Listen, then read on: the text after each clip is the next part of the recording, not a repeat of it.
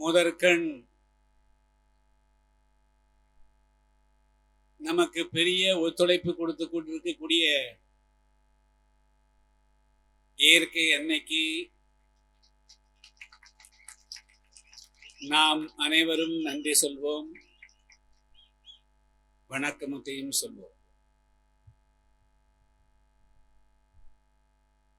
புதிய தமிழகம் கட்சியின் 27ஆம் ஆண்டு துவக்க முப்பெரும் விழா. மதுவிலக்கே நமது இலக்கு, நமது முதல் இலக்கு என்ற முழக்கத்தோடும் தமிழகத்தில் ஊழலற்ற ராஜாங்கத்தை, அரசை அமைக்க வேண்டும் என்ற இரண்டாவது முழக்கத்தோடும்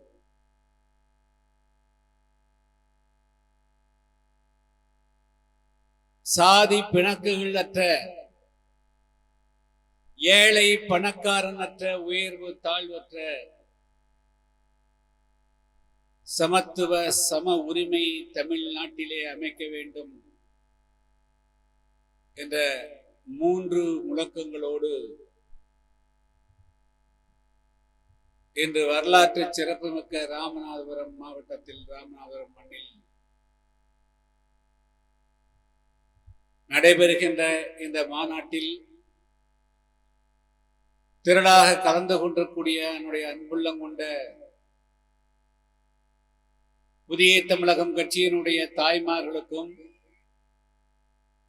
இளைஞர் நண்பர்களுக்கும், பெரியோர்களுக்கும், தமிழகத்தினுடைய அனைத்து மாவட்டங்களிலே இருந்து வருகை புரிந்திருக்கின்ற புதிய தமிழகம் கட்சியினுடைய அனைத்து நிர்வாகிகளுக்கும்,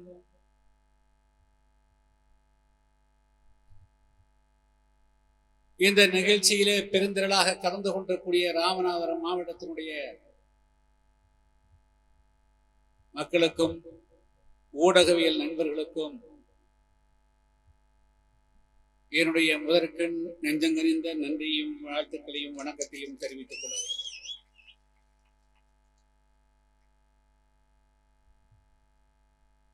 நாம் நம்முடைய கட்சியினுடைய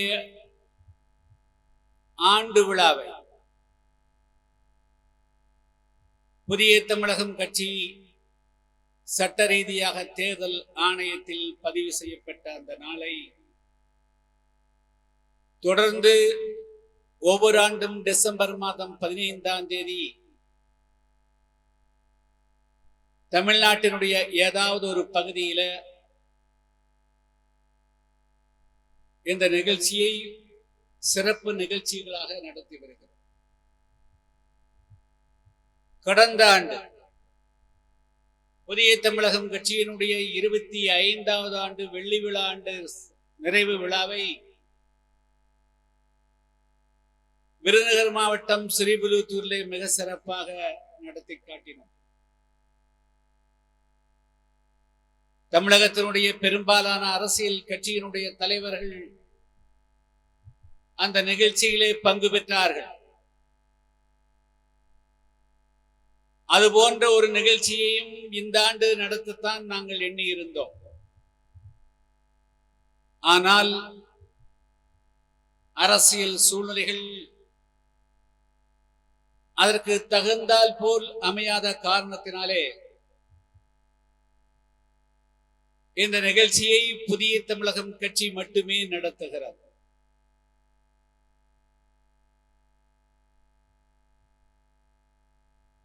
புதிய தமிழகம் கட்சி மட்டும் நடத்தினாலும் கூட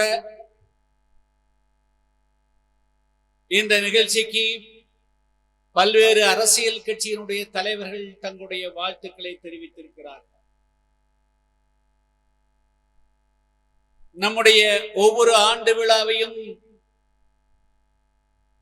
ஒரு குறிப்பிட்ட கருத்தை எடுத்து மையமாக வைத்து அந்த நிகழ்ச்சிகளை நடத்தி வருகிறோம். அண்மை காலத்திலே கடந்த ஆண்டு சமூக நல்லிணக்கத்தை மையமாக வைத்து அனைத்து சமுதாயத்தினுடைய தலைவர்கள், அரசியல் கட்சியினுடைய தலைவர்கள் பங்கேற்கக்கூடிய வகையிலே அது மாநாடாக நடைபெற்றது. அதற்கு முன்பு நெல்லை மாவட்டம் செங்கோட்டையிலே இந்துக்களுடைய ஒற்றுமை எழுச்சி மாநாடாக அது நடைபெற்றது. இந்த ஆண்டு அடுத்த கட்ட பாய்ச்சலுக்கு தயாராக இருக்கக்கூடிய வகையில் தமிழகத்திலே எந்த ஒரு அரசியல் கட்சியும் நினைத்து கூட பார்க்க முடியாத, அவர்கள் நினைத்து பார்த்தாலும் கூட இவைகளை கட்சியினுடைய முழக்கங்களாக வேண்டுமென்றால் எழுதி வைத்துக் கொள்ளலாமே தவிர அதை செயல் திட்டத்துக்கு கொண்டு வர முடியாத மதுவிலக்கே நமது இலக்கு, முதல் இலக்கு என்ற அந்த முழக்கத்தையும், சாதி பிணக்குகளை போக்கி ஏழை பணக்காரன் என்ற வேறுபாடுகளை நீக்கி ஒரு சமதர்ம சமுதாயத்தை படைப்பதே லட்சியம் என்ற கருத்தையும், அதே போல ஊழலற்ற ஒரு ராஜாங்கத்தை, அரசாங்கத்தை அமைப்போம் என்ற இந்த மூன்றும் தமிழகத்தில புதிய தமிழகம் கட்சியை தவிர வேறு எந்த கட்சியாலும் எடுத்து பேச முடியாது.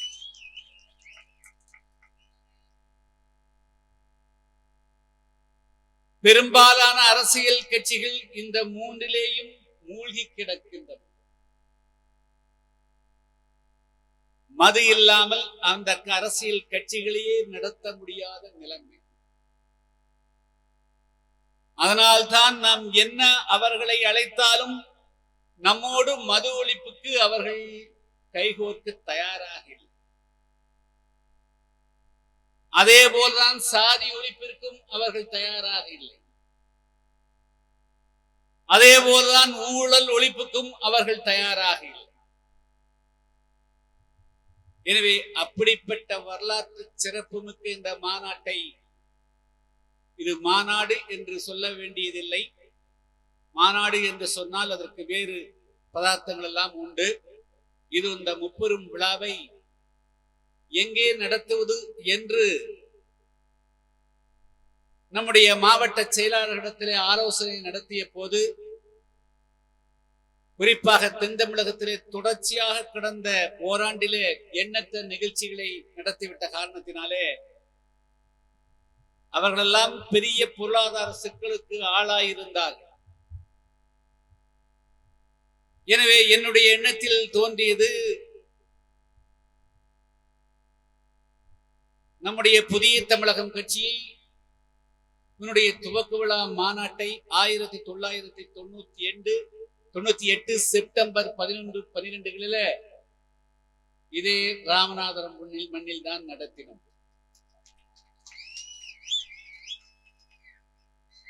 அதற்கு பிறகு 26 ஆண்டுகள் இந்த கட்சி எத்தனையோ ஏற்றங்களை, இறக்கங்களை, வெற்றிகளை, தோல்விகளை சந்தித்திருந்தாலும் கூட இன்று இந்த கட்சி நிலைத்து நிற்கிறது, தலைதூக்கி நிற்கிறது, தமிழகத்திற்கே வழிகாட்டியாக இருக்கிறது.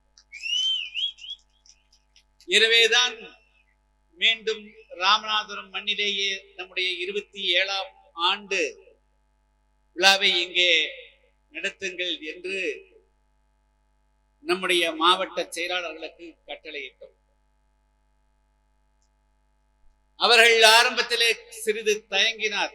பாலுசாமி அவர்கள் இவ்வளவு பெரிய நிகழ்ச்சியை நடத்துவதற்கு உண்டான பொருளாதார செலவு நாங்கள் எங்கே போகுது? நீங்கள் அங்கே போய் சென்று நிதி கேட்கக்கூடாது, இந்த கட்சிக்காரிடத்திலே கேட்கக்கூடாது, இந்த கடை இடத்திலே போகக்கூடாது என்று 100 கட்டளைகள் வேறு இடுகிறீர்கள். அந்த கட்டளையற்ற கடைபிடித்தால் நாங்கள் யாரிடத்திலேயும் நிதி வசூல் செய்ய முடியாது. நாங்கள் எப்படி மாநாட்டை நடத்துவது என்று கேள்வி கேட்டார்.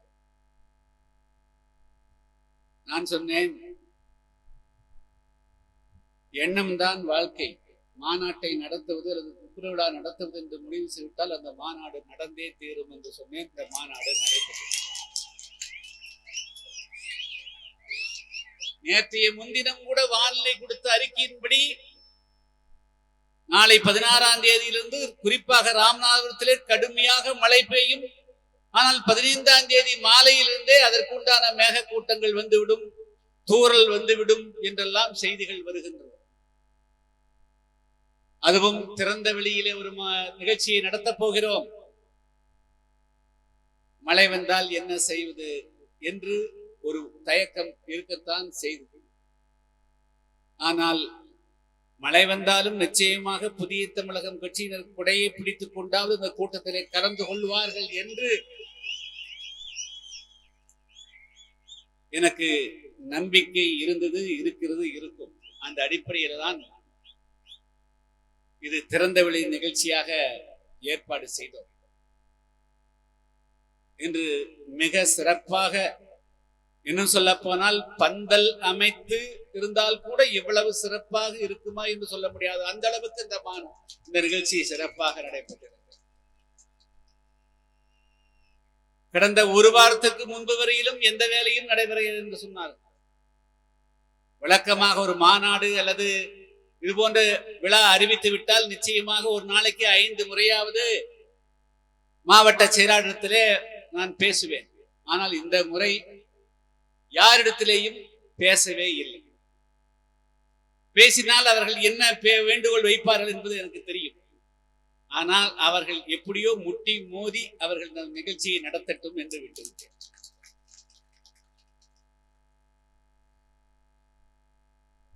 நான் உதவ முடியாது, உதவக்கூடிய நிலைமையில் இல்லை.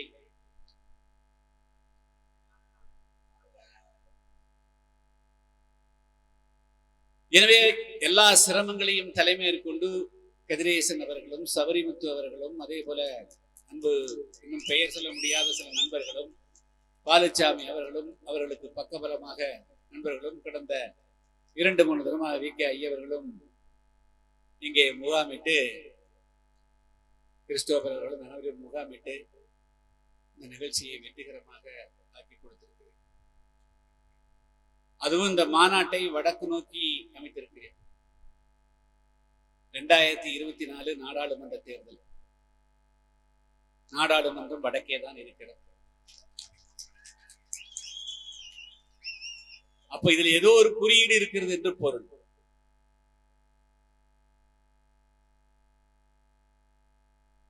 நம்முடைய பயணம் 2024 வடக்கு நோக்கி இருக்க வேண்டும் என்பதைத்தான் இது சுட்டி காட்டுகிறது என்று நான் நினைக்கிறேன். எந்த ஒரு அரசியல் கட்சியும் அரசியல் நோக்கமில்லாமல் செயல்பட முடியாது.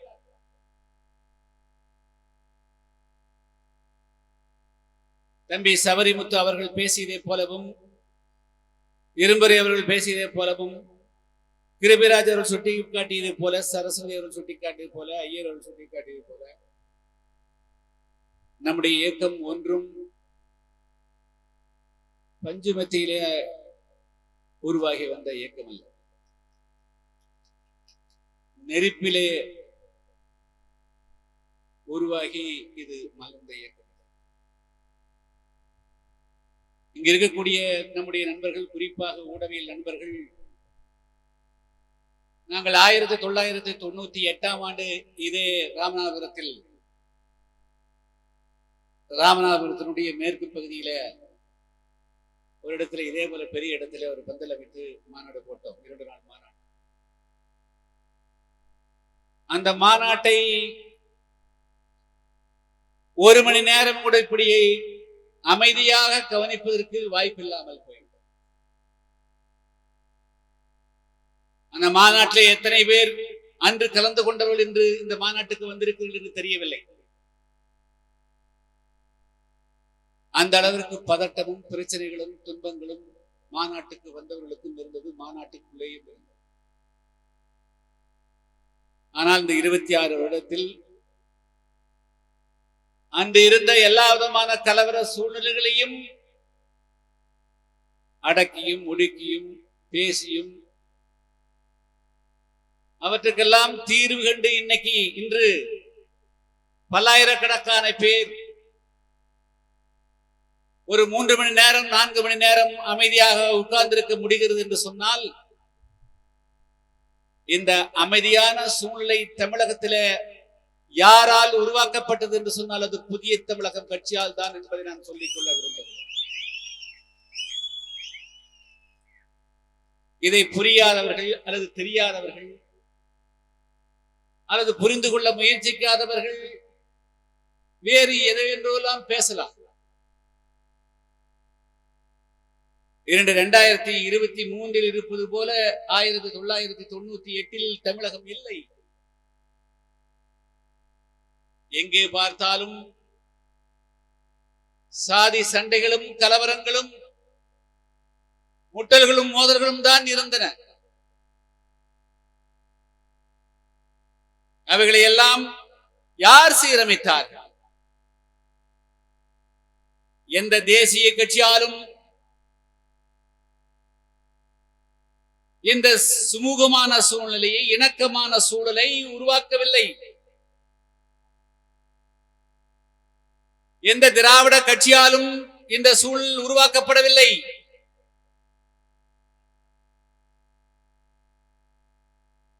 எந்த தமிழ் தேசிய இயக்கங்களாலும் இது உருவாக்கப்படவில்லை. ஒரே ஒரு இயக்கத்தினுடைய ஒரே ஒரு கட்சியினுடைய முழு உழைப்பாலும் இன்று அனைத்து சமுதாயங்களுக்கு இடையே ஒரு நல்லிணக்கம் உருவாக்கப்பட்டிருக்கிறது என்று சொன்னால் அது புதிய தமிழகம் கட்சியினுடைய முன்முயற்சியால் தான் என்பதை இந்த நேரத்தில் சொல்லிக்கொள்ள விரும்புகிறேன்.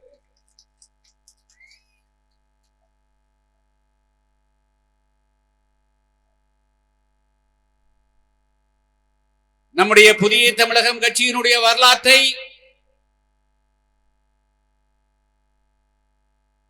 யார் புரிந்து கொள்ளவில்லையோ அவர்கள் புரிந்து கொள்ளாமல்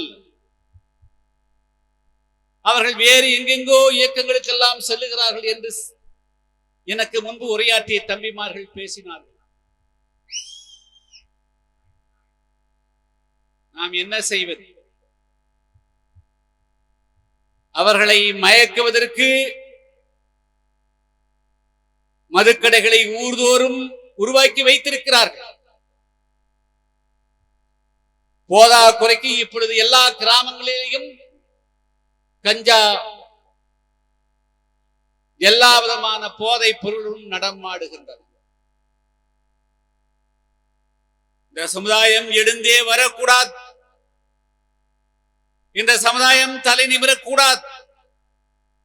இவர்கள் விளந்துவிடக் கூடாது என்று எண்ணக்கூடியவர்களால் தான் இன்று அன்று அருவாள் எடுத்து சாதிக்க முடியாதை, அன்று ஈட்டி வேல்கம்பால் சாதிக்க முடியாதை, வெடிகுண்டுகளால் சாதிக்க முடியாதை என்று ஒரு 150 மில்லியில் சாதிப்பதற்கு எண்ணுகிறார்.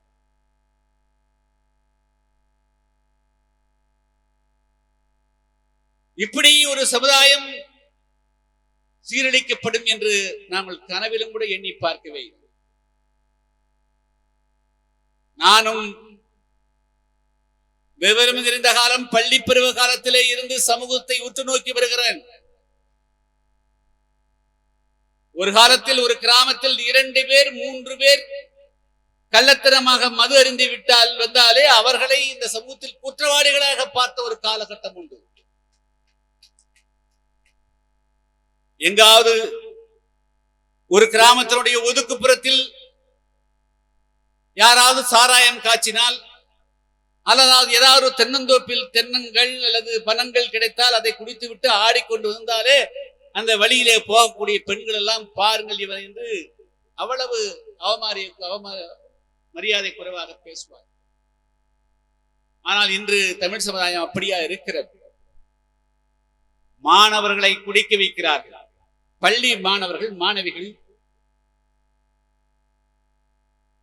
பள்ளிக்கு செல்லும் போது இந்த பாட்டினையும் எடுத்து செல்லக்கூடிய அளவுக்கு அவநிலையெல்லாம் நாம் பார்த்தோம்.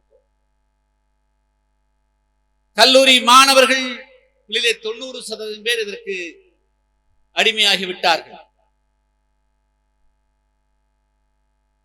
காலையிலிருந்து மாலை வெல்லும் வேலை செய்யக்கூடிய கட்டிட தொழிலாளி, கூலி தொழிலாளர்கள், கடலிலே மீன் பிடிக்க செல்லக்கூடிய மீன் தொழிலாளர்கள் என்று அந்த தொழிலாளர்கள் எல்லாம் தினமும் 800 ரூபாய்கிறார்கள், 1000 ரூபாய் சம்பாதிக்கிறார்கள், 1200 சம்பாதிக்கிறார்கள் சொல்கிறார்கள். ஆனால் ஒரு கட்டிட தொழிலாளி காலையிலே இந்த கரண்டியை பிடிப்பதற்கு முன்பாக ஒரு 150 200 ml குடித்தால் தான் அவனால் வேலையை செய்ய முடிகிறது என்று. இன்னும் சொல்ல போனால் வேலைக்கு ஆள் கிடைக்கவில்லை, நாங்கள் என்ன செய்வது, மதுவை கொடுத்துத்தான் ஆட்களை கூட்டி வர முடிகிறது என்று அதற்கு வேறு விளக்கம் அளிக்கிறார். காலையிலே வேலைக்கு வருவதற்கு முன்பாக குவார்ட்டர், மதிய உணவின் போது குவார்ட்டர், வேலைக்கு முடிந்த பிறகு வீட்டுக்கு செல்லும் குவார்ட்டர். சம்பாதிக்கக்கூடியதிலே 4% 4 1000 ரூபாய் என்று சொன்னால் 800 ரூபாய் 750 ரூபாய் குடித்து விட்டு 200 வீட்டுக்கு செல்லுகிறார். சாதாரணமாக இன்றைய கணக்கின்படி உலகத்திலே பல நாடுகளில் 80 வயது 90 வயதிலே வரையிலும் வாழுகிறார்கள். நம்முடைய இந்தியாவிலேயும் சராசரி வாழினுடைய வயது 70 வயதை தாண்டி இருக்கிறது. ஆனால் கிராமத்தில் இருக்கக்கூடிய பல பேர் இந்த குடிப்பழக்கத்துக்கு ஆளாகி 30 வயதிலேயே ஈரல் கெட்டு, இதயம் கெட்டு, நுரையீரல் கெட்டு, மூளை கெட்டு நோயாளிகளாகி குடும்பத்திற்கும் பயனற்று போகிறார்கள். பல நேரங்களிலே அவர்களுடைய நோய் முற்றி அவர்கள் மரணத்தை எய்து குடும்பத்திலே தன்னுடைய பெண்மணிகளை விதவியாக்கி செல்கிறார். மது அருந்தக்கூடிய குடும்பங்கள், பல குடும்பங்கள் வறுமை நிலைக்கு செல்லுகின்றன, கடன் விடுகிறார்கள். குடிப்பழக்கத்துக்கு ஆளான கணவன் வீட்டுக்கு வந்து மனைவியை துன்புறுத்துகிறான், குழந்தைகளை அடிக்கிறான், தாயை அடிக்கிறான், தந்தையை அடிக்கிறான், சகோதரோடு முட்டுகிறான். அது மட்டுமல்ல, அண்மை காலத்தில் நடக்கக்கூடிய பல கொள்ளைகளுக்கு பின்பலமாக அவர்கள் கொலை செய்ய முடிவெடுத்து விட்டால் அதுக்கு பிறகு அதை கொடூரமாக செய்ய வேண்டும், ஒரே வெட்டிலே வெட்டி தள்ள வேண்டும் என்பதற்காக போதை ஏற்று செல்கிறார். ஆனால் இத்தனை சமூக கொடுமைகள் நடந்து கொண்டிருப்பதை கண்ணுற்றும் கூட இன்றைய அரசு அதை பற்றி சிறிதும் கவலைப்படவில்லை. இதில் யார் அதிகமாக பாதிக்கப்படுகிறார்கள்? மாத சம்பளம் 1.5 லட்சம் 2 லட்சம் 3 லட்சத்துக்கு வாங்கக்கூடியவர்களும் குடிப்பார்கள். அவர்கள் எப்பொழுதாவது குடிப்பார்கள்.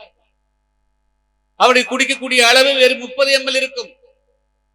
அந்த 30 ml சாப்பிடுவதற்கு முன்னால் சிக்கன் சாப்பிடுவான், மட்டன் சாப்பிடுவான், முட்டை சாப்பிடுவான். ஆனால் நீ எப்படி சாப்பிடுகிறாய்? வாங்குகிறாய், வாங்கவுடன் மூடிய கலட்டுகிறாய், அப்படியே கடகட முடக்கு முடக்குன்னு குடித்து விடுகிறாய். அது நேராக எங்கே போகும்? நேராக இறப்பிக்கு போனவுடன் இது உடம்பினுடைய வலது பக்கத்தில் ஈரலுக்குத்தான் செல்லும். ஈரல் ஒன்றும் இயந்திரம் அல்ல. அது இயந்திரமாக இருந்தாலும் கூட அது இந்த ஆல்கஹால் அரித்து விடும். ஆனால் அது வெறும் செல்களால் ஆனது. அது 1 நாள் தாங்கும், 2 நாள் தாங்கும், 3 நாள் தாங்கும், 3 மாதம் தாங்கும், அதுக்கு பிறகு தாங்காது. அத்தோடு அதனுடைய கதையை முடிந்துவிடும். எனவே உழைக்கக்கூடிய மக்கள், ஷியாம் அவர் சொன்னது போல, இன்னைக்கு மிகப்பெரிய யுத்தம் நடக்கிறது. யாரால் யுத்தம் நடக்கிறது?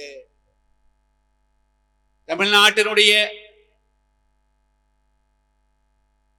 சொல் வித்தகராக விளங்கி திரைப்படங்களுக்கெல்லாம் கதைவசனம் எழுதி அந்த கதைவசனத்தின் மூலமாக சட்டமன்ற உறுப்பினராகி, அமைச்சராகி, தமிழ்நாட்டினுடைய முதலமைச்சராகி, இன்று வாரிசுகளுக்கு மேல் வாரிசுகளாக முதலமைச்சர் பதவியிலே உட்கார்ந்து வந்து கொண்டிருக்கூடிய அவர்களுடைய காலத்தில்தான் 1971 அன்றைய முதல்வர் கருணாநிதி அவர்கள் ஆட்சியிலே இருந்த போது முதல் முறையாக 1937 சுதந்திர காலத்திற்கு முன்பு 1900 அப்பொழுது தமிழ்நாடு சென்னை மாகாணத்தினுடைய சென்னை, கேரளா, ஆந்திரா, கர்நாடகம் உள்ளடக்கிய அந்த சென்னை மாகாணத்தினுடைய முதலமைச்சராக இருந்தவர் ராஜாஜி அவர்கள்.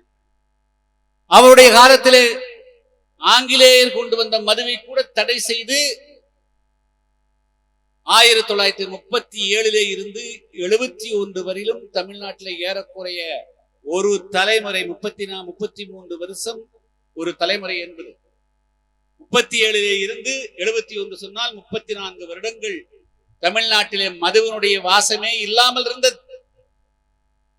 ஆனால் அதை கொண்டு வந்து தமிழக இளைஞர்களுக்கு அறிமுகப்படுத்தினார் கருணாநிதி. அன்று பிடித்த இதுதான் தமிழ்நாட்டை இன்று வரையிலும் விடவில்லை. இங்க இருக்கக்கூடிய நம்முடைய நண்பர்கள், நம்முடைய தாய்மார்கள், பெரியோர்கள் 2021 3 வருஷம் தான் ஆச்சு. சட்டமன்ற தேர்தலுக்கு முன்பாக, அதாவது இன்று ஆட்சி இருக்கக்கூடிய திமுக ஆட்சிக்கு வருவதற்கு முன்பாக ஒவ்வொரு கிராமமாக ஒவ்வொரு நகரமாக சென்று தேர்தல் பிரச்சாரத்தில் ஈடுபட்டார்களே. ஸ்டாலின் சென்றார், உதயநிதி சென்றார், கனிமொழி சென்றார். அவர்கள் எல்லாம் என்ன பேசினார்கள்? ஆட்சிக்கு வந்தவுடன் முதல் கையெழுத்து போடுவதாகத்தானே சொன்னார்கள். நாங்கள் இப்பொழுது சொன்னோமா என்று கேட்கிறார். 2016 ஆண்டு சட்டமன்ற தேர்தல், அப்பொழுது நாம் திமுக கூட்டணியிலே இருந்தோம். திருச்சியிலே தேர்தல் அறிமுக கூட்டம் நடைபெற்றது. கலைஞர் அவருக்கு வலது பக்கம் நான் தான் உட்கார்ந்து கொண்டிருந்தேன்.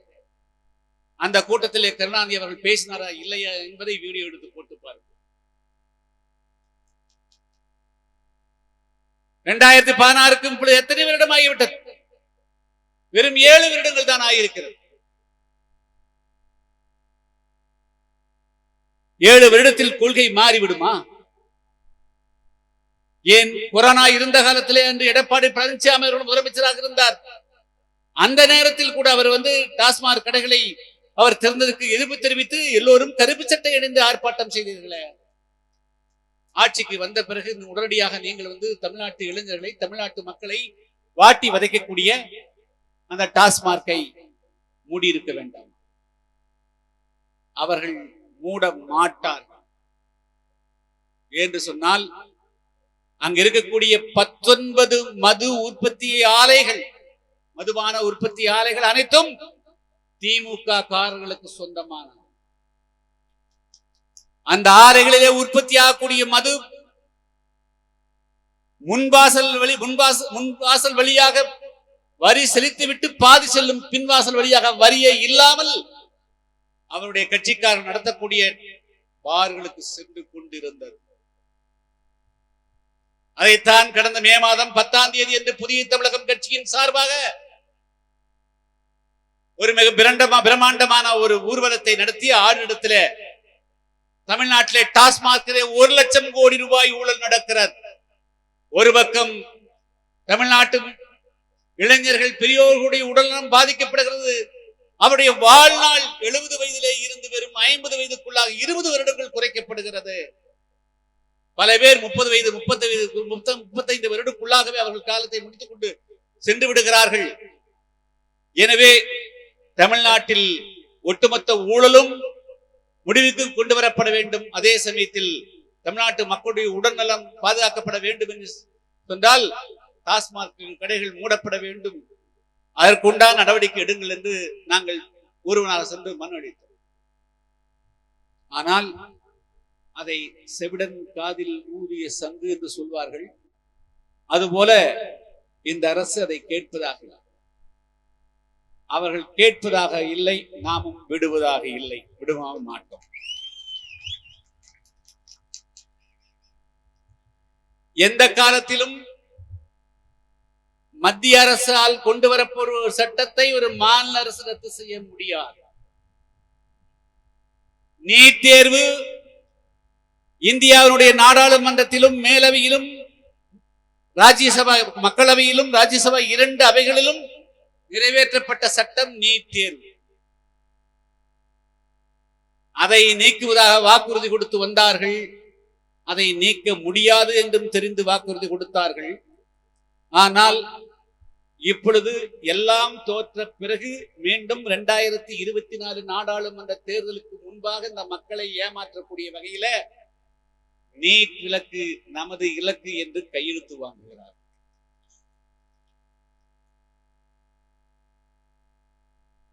அது 50 லட்சம் பேரிடத்தில் வாங்குகிறார்களோ, 5000 பேர் வாங்குகிறார்களோ, 50,000 பேரிடத்தில் வாங்குகிறார்களோ, 5 கோடி பேரிடத்தில் வாங்குகிறார்களோ, அது எத்தனை கோடி பேரிடத்தில் வாங்கினாலும் அந்த மனுவை யாரும் ஏறிட்டு பார்க்க போவது கிடையாது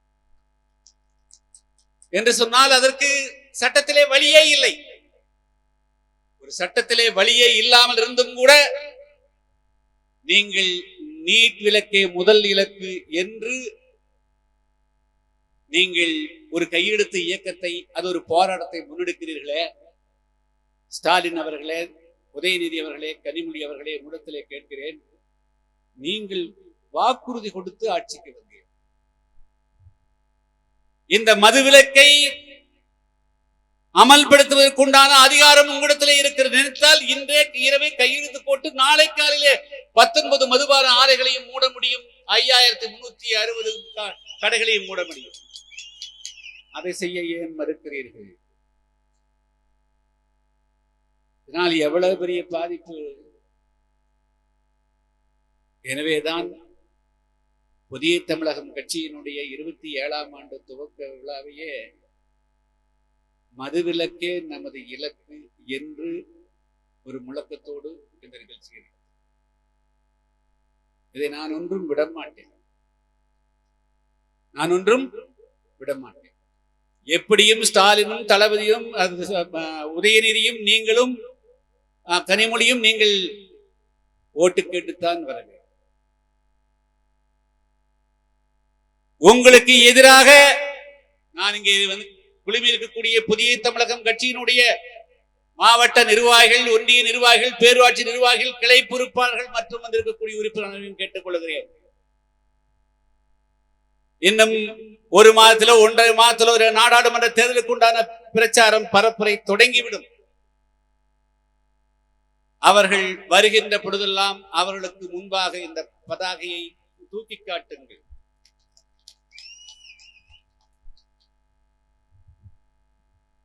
அண்ணாச்சி கொடுத்த வாக்குறுதி என்னாச்சு? தமிழகத்தில் ஆட்சிக்கு வந்தவுடன் மதுவிலக்கு அமல்படுத்தப்படும் சொன்னீர்களே, ஏன் காப்பாற்றவில்லை? எனவே மதுவிலக்கே அது முதல் இலக்கு, அதுவே எங்களுடைய கொள்கை என்று அவர்களுக்கு எதிராக பதாகைகளை தூக்கி காட்டுங்கள், உயர்த்தி காட்டுங்கள். அவர்களை விரட்டி அடியுங்கள், அவர்களை திரும்பி போக வையுங்கள். இதற்கு நீங்கள் ஆயத்தமாக வேண்டும் என்பதற்காகத்தான். இது தமிழ்நாட்டில் கூடிய புதிய தமிழகம் கட்சியினுடைய தொண்டர்களுக்கு மட்டும் நான் சொல்லிக் கொள்ளக்கூடியது கிடையாது. கண்டிப்பாக பல்லாயிரக்கணக்கான பேர், லட்சக்கணக்கான பேர், பல்வேறு சமுதாயத்தை சார்ந்தவர்கள், பல்வேறு இயக்கத்தை சார்ந்தவர்கள், சமூக ஆர்வலர்கள் அனைவரும் இந்த மாநாட்டிலே நாங்கள் என்ன பேசுகிறோம், இந்த முப்பெரும் விழாவிலே என்ன பேசுகிறோம் என்று நீங்கள் உன்னிப்பாக கவனித்துக் கொண்டிருப்பீர்கள். நாங்கள் ஒரு தீர்க்கமான இலக்கோடு இருக்கிறோம். 2017ஆம் ஆண்டு சேலம் மாவட்டம் இளம்பிள்ளை என்ற கிராமத்தை சேர்ந்த சசி பெருமாள் என்பவர் நார்கோயிலே ஒரு டவர் ஏறி இந்த மதுவிலக்குக்காக உயிர் நீத்தார். ஞாபகம் இருக்கும் என்று கருதுகிறேன். அன்று அதே திமுக அந்த மதுவிலக்குக்காக போறார். ஆட்சியிலே இருந்தால் ஒன்று, ஆட்சியிலே இல்லை என்று சொன்னால் இன்னொன்றா? இதுதான் திமுகவினுடைய கொள்கையா? இதுதான் திமுகவுடைய லட்சியமா? இதுக்கு பேர் தான் திராவிடம் மாடலா? உங்களுக்கு வேண்டும் என்று சொன்னால் தேர்தல் நேரத்தில் கோடான கோடி ரூபாயை லஞ்சமாக கொடுத்து ஓட்டு பெறுவதற்காக உங்களுக்கு வேண்டும் என்று சொன்னால் இந்த டாஸ்மாக் மதுபான உற்பத்தி ஆலைகளும் அதே போல டாஸ்மார்க்கும் உங்களுக்கு தேவைப்படலாம். ஆனால் எங்கள் கண் முன்னாலே எங்களுடைய சகோதரர்கள் மதுவால் மாளுகின்ற போது, மது மயக்கத்துக்கு ஆளாகி வீழுகின்ற பொழுது அதை நாங்கள் பார்த்து கொண்டிருக்க மாட்டோம், சகித்துக் கொண்டிருக்க மாட்டோம். அதை எடுத்து போராடுவோம் என்று சொன்னால் இனிவேலும் வெறும் பதாகைகளை மட்டுமே ஏந்திக் கொண்டிருப்போம் என்பது அல்ல. 2024ஆம் ஆண்டு நாடாளுமன்ற தேர்தலிலே திமுகவை வேரோடும் மண்ணோடும் வீழ்த்தி காட்டுவதை எங்களுடைய குறிக்கோளாக இருந்து நாங்கள் செயல்படுவோம். உங்களுக்கு இருக்கக்கூடிய ஒரே பலம்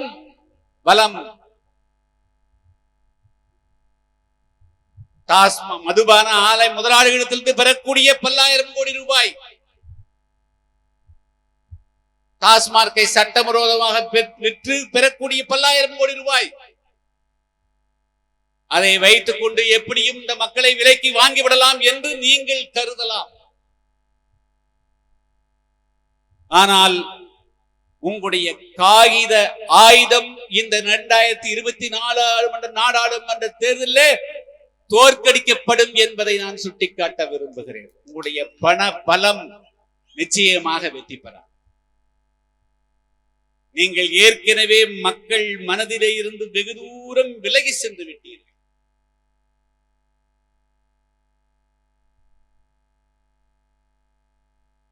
நீங்கள் கொடுத்த அனைத்து வாக்குறுதிகளையும் பொய்யும் புரட்டும் ஏமாற்றும். நாங்கள் இந்த மதுவால் பாதிக்கப்படக்கூடிய இளைஞர்களை பார்த்து வேதனைப்பட்டு இந்த இளைஞர்களை நாம் எப்படியெல்லாம் உருவாக்கலாம் என்று நினைத்துக் கொண்டிருந்தேன். அந்த இளைஞர்கள் இப்படியெல்லாம் மது பழக்க வழக்கங்களுக்கு ஆளாகி அவன் குடும்பத்திலே இருந்து ஒதுங்குகிறான், அந்த கிராமத்திலே இருந்து ஒதுங்குகிறான், சமுதாயத்திலிருந்து ஒதுங்குகிறான், கட்சியிலிருந்து ஒதுங்குகிறான்.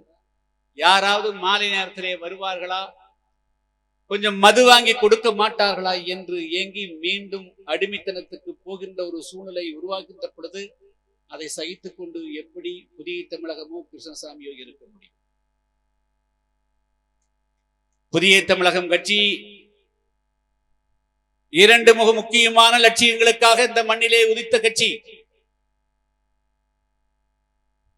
சமுதாயத்தையும் திருத்த வேண்டும், சமூக தடத்திலேயும் சமத்துவத்தை கொண்டு வர வேண்டும், அதே சமயத்தில் அரசியல் அரங்கிலும் பங்கு பெற வேண்டும். இதுதான் 2 சம, எப்படி ரயில் தண்டவாளர்களை 2 சம அளவிலே பயணிக்குமோ அதே போல அரசியல் அரங்கிலேயும் சட்டமன்றங்களிலேயும் நாடாளுமன்றங்களிலேயும் பங்கு பெற வேண்டும், அதே சமயத்தில் சமுதாயத்தையும் சீர்திருத்த வேண்டும், சமுதாயத்தையும் முன்னேற்ற வேண்டும் என்ற 2ஐயும் சமமாக கொண்டு செல்லும்.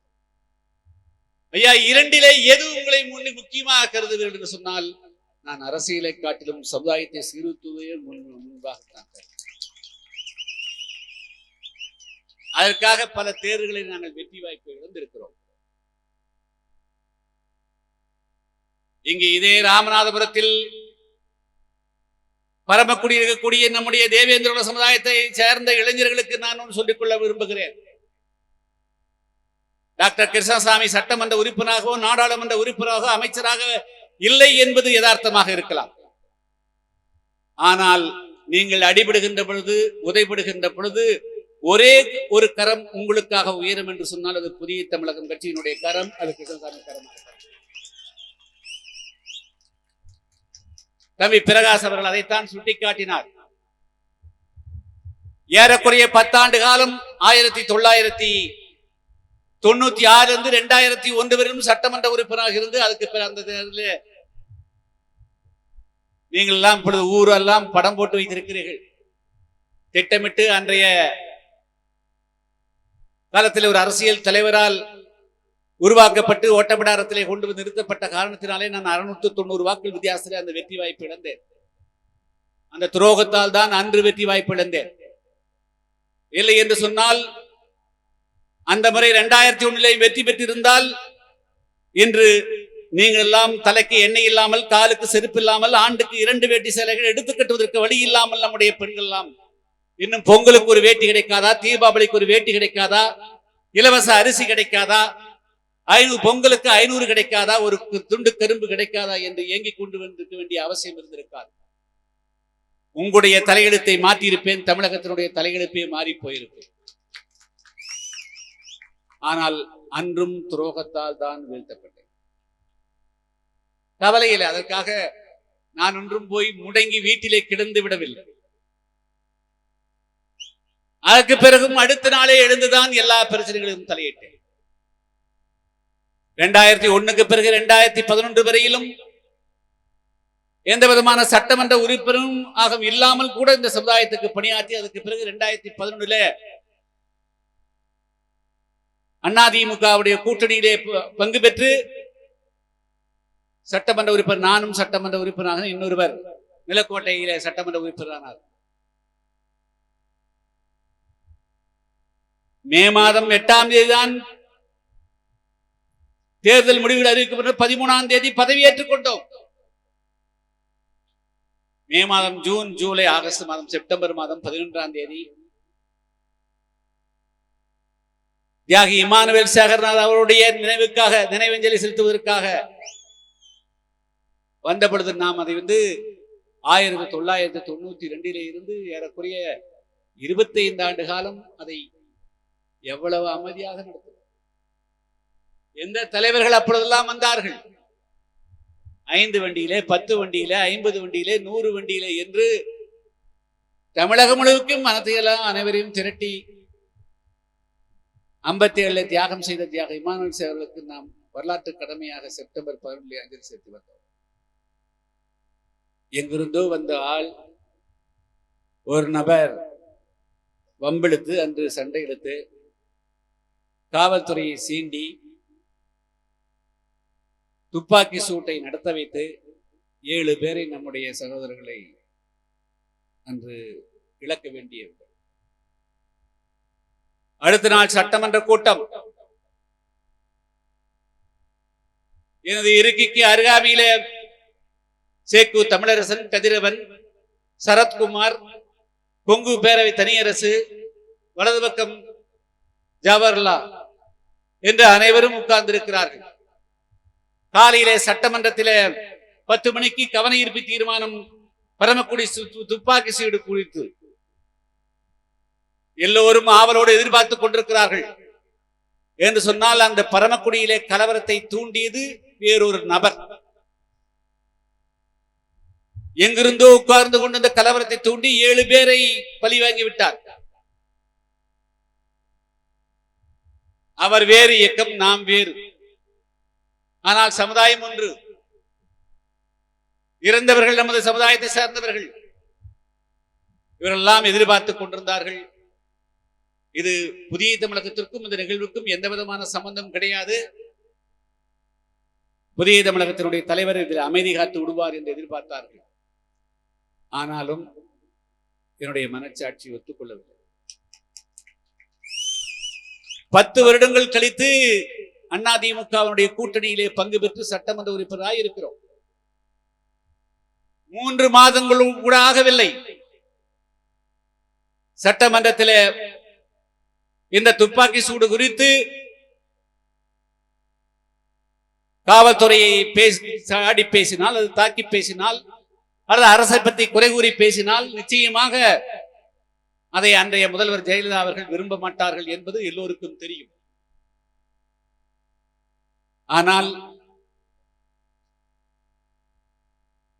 என்னதான் ஒரு சிறிய பிரச்சனைகள், 4 பேர் 10 கடைகளை அடித்திருந்தாலும் கூட அதற்காக ஒரு துப்பாக்கி சூடு நடத்தி 7 பேரை கொண்டிருக்க வேண்டிய அவசியம் இல்லை என்ற சூழல் இருந்தது.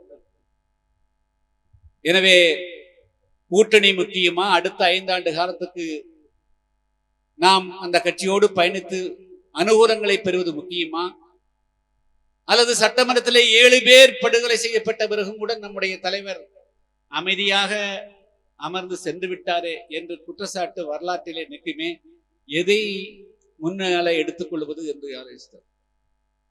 சரி, வரலாற்றிலே நம் மீது மற்றவர்களைப் போல ஒரு கரும்புள்ளி ஏற்பட வேண்டாம் என்று நான் சட்டமன்றத்திலே எழுந்து பேசி வெளிநடப்பு செய்தேன். அதற்கு பிறகு 5 வருடம் கூட்டணியே இல்லாமல் போய்விட்டது. இதுதான் புதிய தமிழகம் கட்சிக்கும் மற்றவர்களுக்கும் இருக்கக்கூடிய வித்தியாசம். இதை ராமநாதபுரத்தில் இருக்கக்கூடிய இளைஞர்கள், பெரியோர்கள் ஏன் புரிந்து கொள்ளவில்லை என்று தெரியவில்லை. 2011ஆம் ஆண்டு யாரோ செய்த குற்றத்தால் 7 பேர் இருக்கிறார்கள். அவர் தேவேந்திர சமுதாயத்தை சார்ந்தவர்கள் என்பதற்காக மனச்சாட்சிக்கு விரோதம் இல்லாமல் நான் சட்டமன்றத்தில் சட்டமன்ற உறுப்பினராக குரல் கொடுக்க வேண்டும், குரல் கொடுக்கிறேன். ஆனால் அந்த 7 பேர் படுகொலைக்கு காரணமாக இருந்த அதே நபர் அடுத்து 2 ஆண்டுகள் கழித்து அந்த அம்மையாரோடு தென்காசி தொகுதியிலே நின்று பிரச்சாரம் செய்கிறார் எனக்கு எதிராக. அவரையும் தலைவராக ஏற்றுக்கொள்ளுகிறீர்கள். அவர் பின்னாலும் இந்த சமுதாயம் போகிறது. ஏன் இருவரும் ஒன்று சேர்ந்து போகவில்லை என்று வேறு தத்துவம் வேறு பேசுகிறீர்கள். கொஞ்சமாவது உங்களுக்கு மனச்சாட்சி இருக்கிறதா? ஒரு சாக்கடையும் நன்னீரையும் நன்றாக ஒன்று கலந்து குடிக்க வேண்டும் என்று சொல்லுவது எந்த விதத்திலே சரியாக இருக்க முடியும்?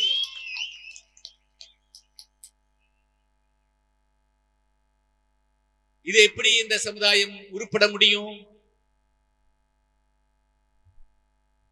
சுதந்திரம் பெற்று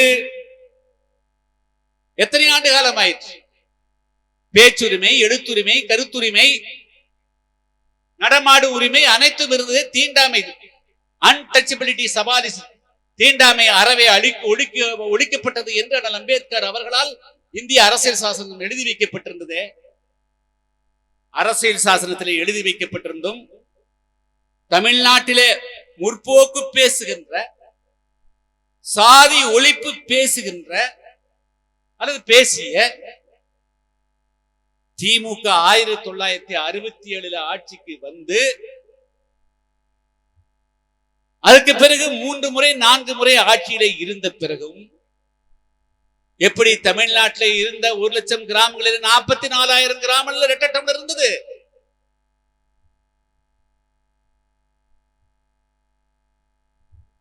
(1967) 130 எம்எல்ஏ வந்த 1977 175 180 எம்எல்ஏ வந்தீங்க. அப்ப திமுகவினுடைய சட்டமன்ற உறுப்பினர்களுக்கு தமிழ்நாட்டுடைய கிராமங்களிலே அவருடைய சட்டமன்ற தொகுதிகளிலே இரட்டை டம்ளர் வச்சிருந்தது தெரியாம போச்சா? அந்த தீண்டாமை இருந்தது ஏன் நீங்க தட்டி கேட்கல? அதை ஒழிக்கிறதுக்கு நடவடிக்கை எடுக்கல. அது 1996 ஓட்டப்பிடாரம் சட்டமன்ற தொகுதியில் ஒரு கிருஷ்ணசாமி ஜெயிச்சு வந்த பிறகுதான் அதை பேசணும்னு விட்டு வச்சிருந்தீங்களா? வெட்கமா இல்லையா உங்களுக்கு? மீண்டும் இன்னைக்கு திமுக கொடி பிடிச்சிட்டு போறீங்களே.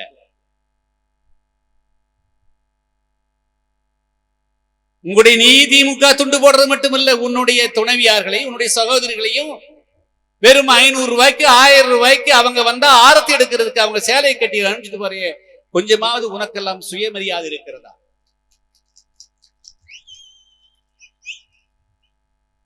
நான் கோயம்புத்தூர்ல பிறந்திருக்கலாம்,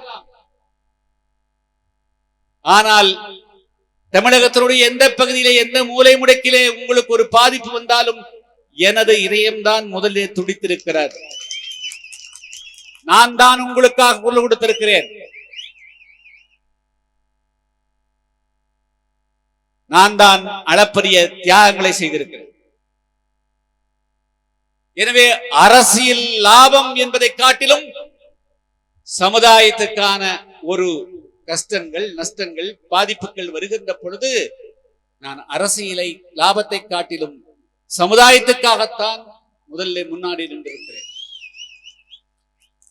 இப்போ ஒரு மனுஷன் 2 இதுல போக முடியாது.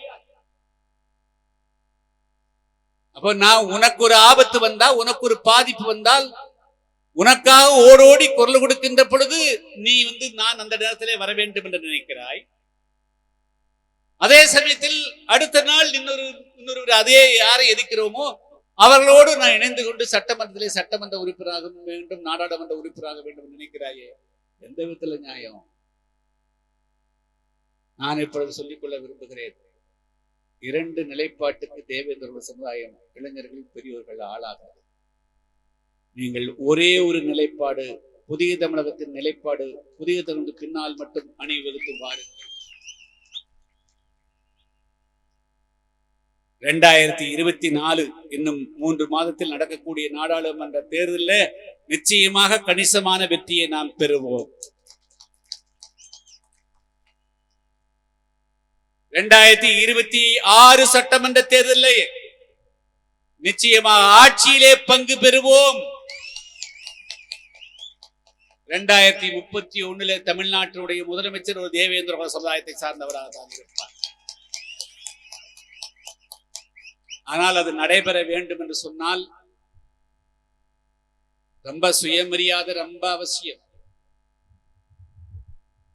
மதுவனுடைய மயக்கத்திலே இருந்து முற்றாக விடுதலை பெற வேண்டும். ஸ்டாலின் ஊத்தி கொடுக்கலாம், உதயநிதி ஊற்றி கொடுக்க வரலாம், கனிமொழி ஊற்றி கொடுக்க வரலாம், அவருடைய பேர குழந்தைகள் கூட வரலாம். ஆனால் உன்னுடைய நிலைமை என்னவாக இருந்தது? உன்னுடைய அப்பாவுடைய நிலைமை, உன்னுடைய பெற்றோருடைய நிலைமை என்னவாக இருந்தது? கடந்த வந்த பாதையை திரும்பி பார்த்தால் தான் கடக்க வேண்டிய பாதை தெளிவாக தெரியும். அந்த விதத்திலே இன்று உன்னுடைய பெருமையை எப்பொழுது பேச வருகிறார்கள்? 30 ஆண்டு காலம் டாக்டர் கிருஷ்ணசாமியும் புதிய தமிழகம் கட்சியும் பள்ளர், குடும்பர், காலாடி, மூப்பர், தேவேந்திர குலத்தார் என்று அழைக்கப்படக்கூடிய பெயர்களை எல்லாம் தேவேந்திர குல வேளாளர் என்று ஒற்றை பெயரில் அழைக்க வேண்டும் என்று குரல் கொடுத்து நூற்றுக்கணக்கான போராட்டங்களை நடத்தி, மாநாடுகளை நடத்தி, உண்ணாவிரதங்களை நடத்தி, அதற்கு பிறகு 2019 நாடாளுமன்ற தேர்தலுக்கு முன்பாக நாங்கள் எஸ்சி அல்ல, எஸ்சி ஆக்கப்பட்டவர், தேவேந்திர வேளாளர் சமுதாயத்தை சார்ந்தவர்கள் எஸ்சி அல்ல, எஸ்சி என்று 1935 ஆங்கிலேயர்களால் தயாரிக்கப்பட்ட பட்டியலுக்கு பிறகுதான் எஸ்சி என்ற முத்திரை வந்தது. எனவே 6 பெயர்களையும் ஒன்றாக்கி தேவேந்திர குல வேளாளர் என்ற பெயரிலே எஸ்சி பட்டியலே இருந்து விலக்குங்கள் என்று கேட்டால், நாங்கள் எங்களுக்கு இருக்கிற அந்த பெயரையே வெறும் தேவேந்திர குல வேளாளர் பெயரை மட்டும் வச்சுட்டு நான் செஞ்சிட்டேன், உங்களுக்கு கேட்ட கோரிக்கையை வச்சுட்டுனா எவ்வளவு பெரிய ஏமாற்று. அதற்கும் சில பேர் போஸ்ட் அடிச்சு ஓட்டுற, பிளக்ஸ் வைக்கிற, அந்த கட்சியில நீ போய் சேர்ற. அப்படி நாங்க நீ ஒவ்வொருத்த கோரிக்கைக்கு நிறைவேற்றதுக்கெல்லாம் ஒவ்வொரு கட்சிக்கு போனா நாங்க எந்த கட்சிக்கு போறது? நான் உங்க மாதிரியே ஒவ்வொரு கட்சிக்கும் நான் போயிருந்தா எதையாவது நிறைவேற்றிருக்க முடியுமா?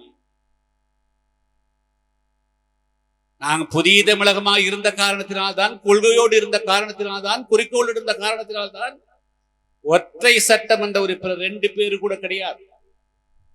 234 பேர், 233 பேர் வேறு கட்சி, நான் ஒற்றையாள். இதுபோல பொதுக்கூட்டத்திலே நீங்கள் எல்லாம் அமைதியாக இருக்க நான் மைக்கு போட்டு பேசுகிற இடம் அல்ல சட்டமன்றம். நான் பேச எழுந்த உடனேயே ஆளுங்கட்சிக்காரர்கள் அத்தனை பேரும் தயாராக இருப்பார்கள், துப்பாக்கிகளை தவிர எல்லாம் வைத்துக் கொண்டு.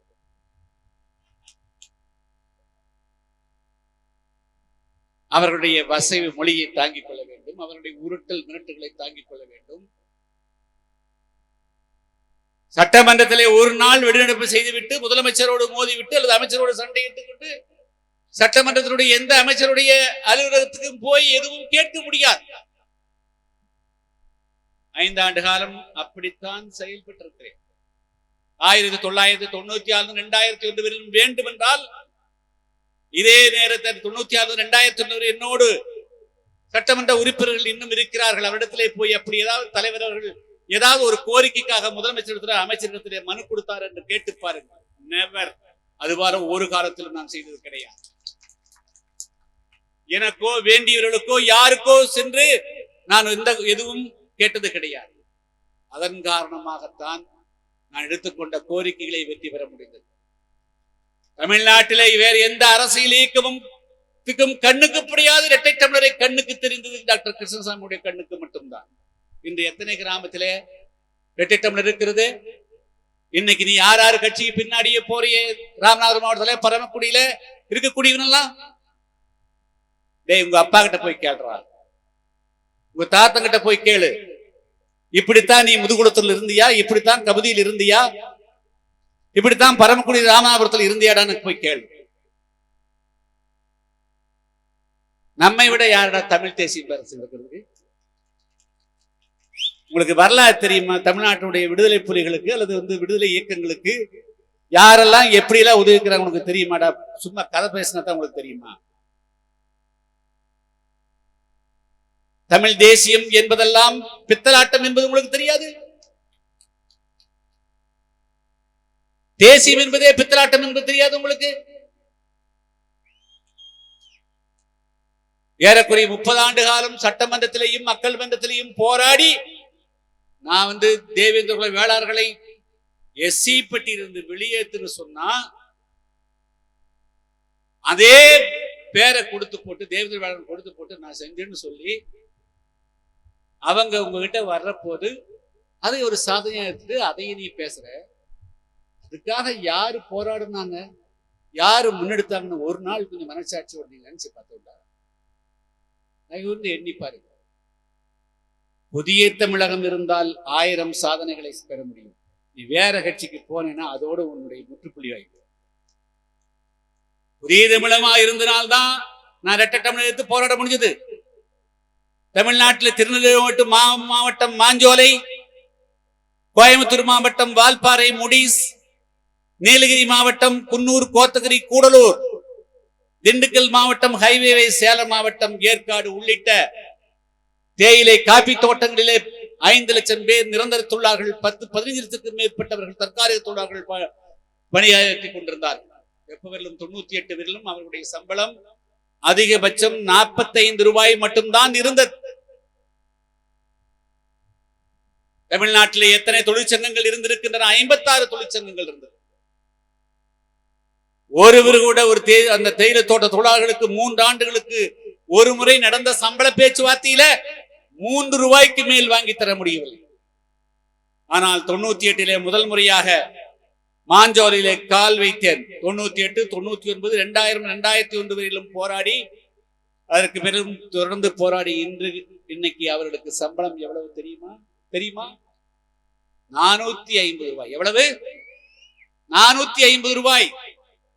வெறும் 45 ரூபாய் வாங்கி கொண்டிருந்த தேயிலை தோட்ட தொழிலாளருடைய சம்பளம் இன்று 450 ரூபாய்.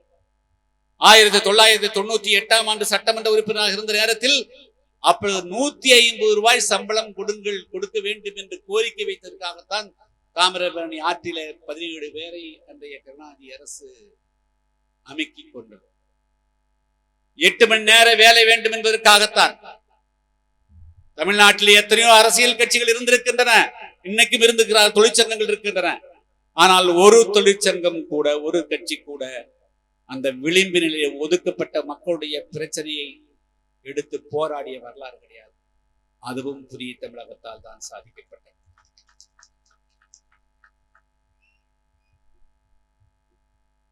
இன்று சமூக நீதியை பற்றி பேசுகிறார்கள் திராவிட முன்னேற்ற கழகத்தை சார்ந்தவர்கள். நீங்கள் எல்லாம் அவரிடத்திலே போய் அப்பா என்றும் அண்ணா என்றும் மாமா என்றும் கைகட்டி நிற்கிறீர்கள். வெறும் அவர்கள் 100 ரூபாய், 200 ரூபாய், 500 ரூபாய் கொடுப்பதற்காக. அவரிடத்திலே கேளுங்கள், நீங்கள் சமூக நீதியை பற்றி பேசுகிறீர்கள். சமூக நீதியை பற்றி பேசினால் இடஒதுக்கீடு என்றுதானே அர்த்தம். ஏன் 1990, 2000 வரையிலும், இன்னைக்கு நாம் இன்று நிமிடம் வரையிலும் ஷெட்யூல்டு காஸ்ட் நடக்கக்கூடிய பட்டியல் பிரிவில் இருக்கிறோம். இல்லை, தேவேந்திர சமுதாயத்தை சேர்ந்தவர்கள், ஆதி திராவிட சமுதாயத்தை சேர்ந்தவர்கள் இருக்கிறார்கள், அருந்ததிய சமுதாயத்தை சேர்ந்தவர்கள் இருக்கிறார்கள். இவர்களுக்கெல்லாம் சேர்த்து, பழங்குடியை சேர்த்து 19% தமிழ்நாட்டிலே இடஒதுக்கீடு. இன்னைக்கும் திமுக பின்னாடியும் வேற கட்சிகள் பின்னாடியும் தங்களுடைய சுயமரியாதை இழந்து இந்த புதிய தமிழகத்தினுடைய தியாகத்தை கொஞ்சம் கூட கணக்கிலே கொள்ளாமல், உழைப்பை கணக்கிலே கொள்ளாமல், நீங்க அந்த கட்சிக்கு போறவங்க கொஞ்சம் எண்ணிப்பாரு. அரசு ஊழியர் இருக்கக்கூடிய எங்காவது ஓரத்தில் நின்று பார்த்துட்டு இருப்பான். 1995 வரையிலும் இங்க தமிழ்நாட்டில் எந்த ஒரு அரசு தாலுகா அலுவலகத்தில், அது மாவட்ட அலுவலகத்தில் எஸ்சிக்கு என்று ஒரு யூனியன் கிடையாது என்று 96 நாம் ஜெயிச்சு வந்தோமோ, அதுக்கு பிறகுதான் இவர்கள் ஒரு சங்கமே வைக்க முடியும். அவங்ககிட்ட கேளுங்க.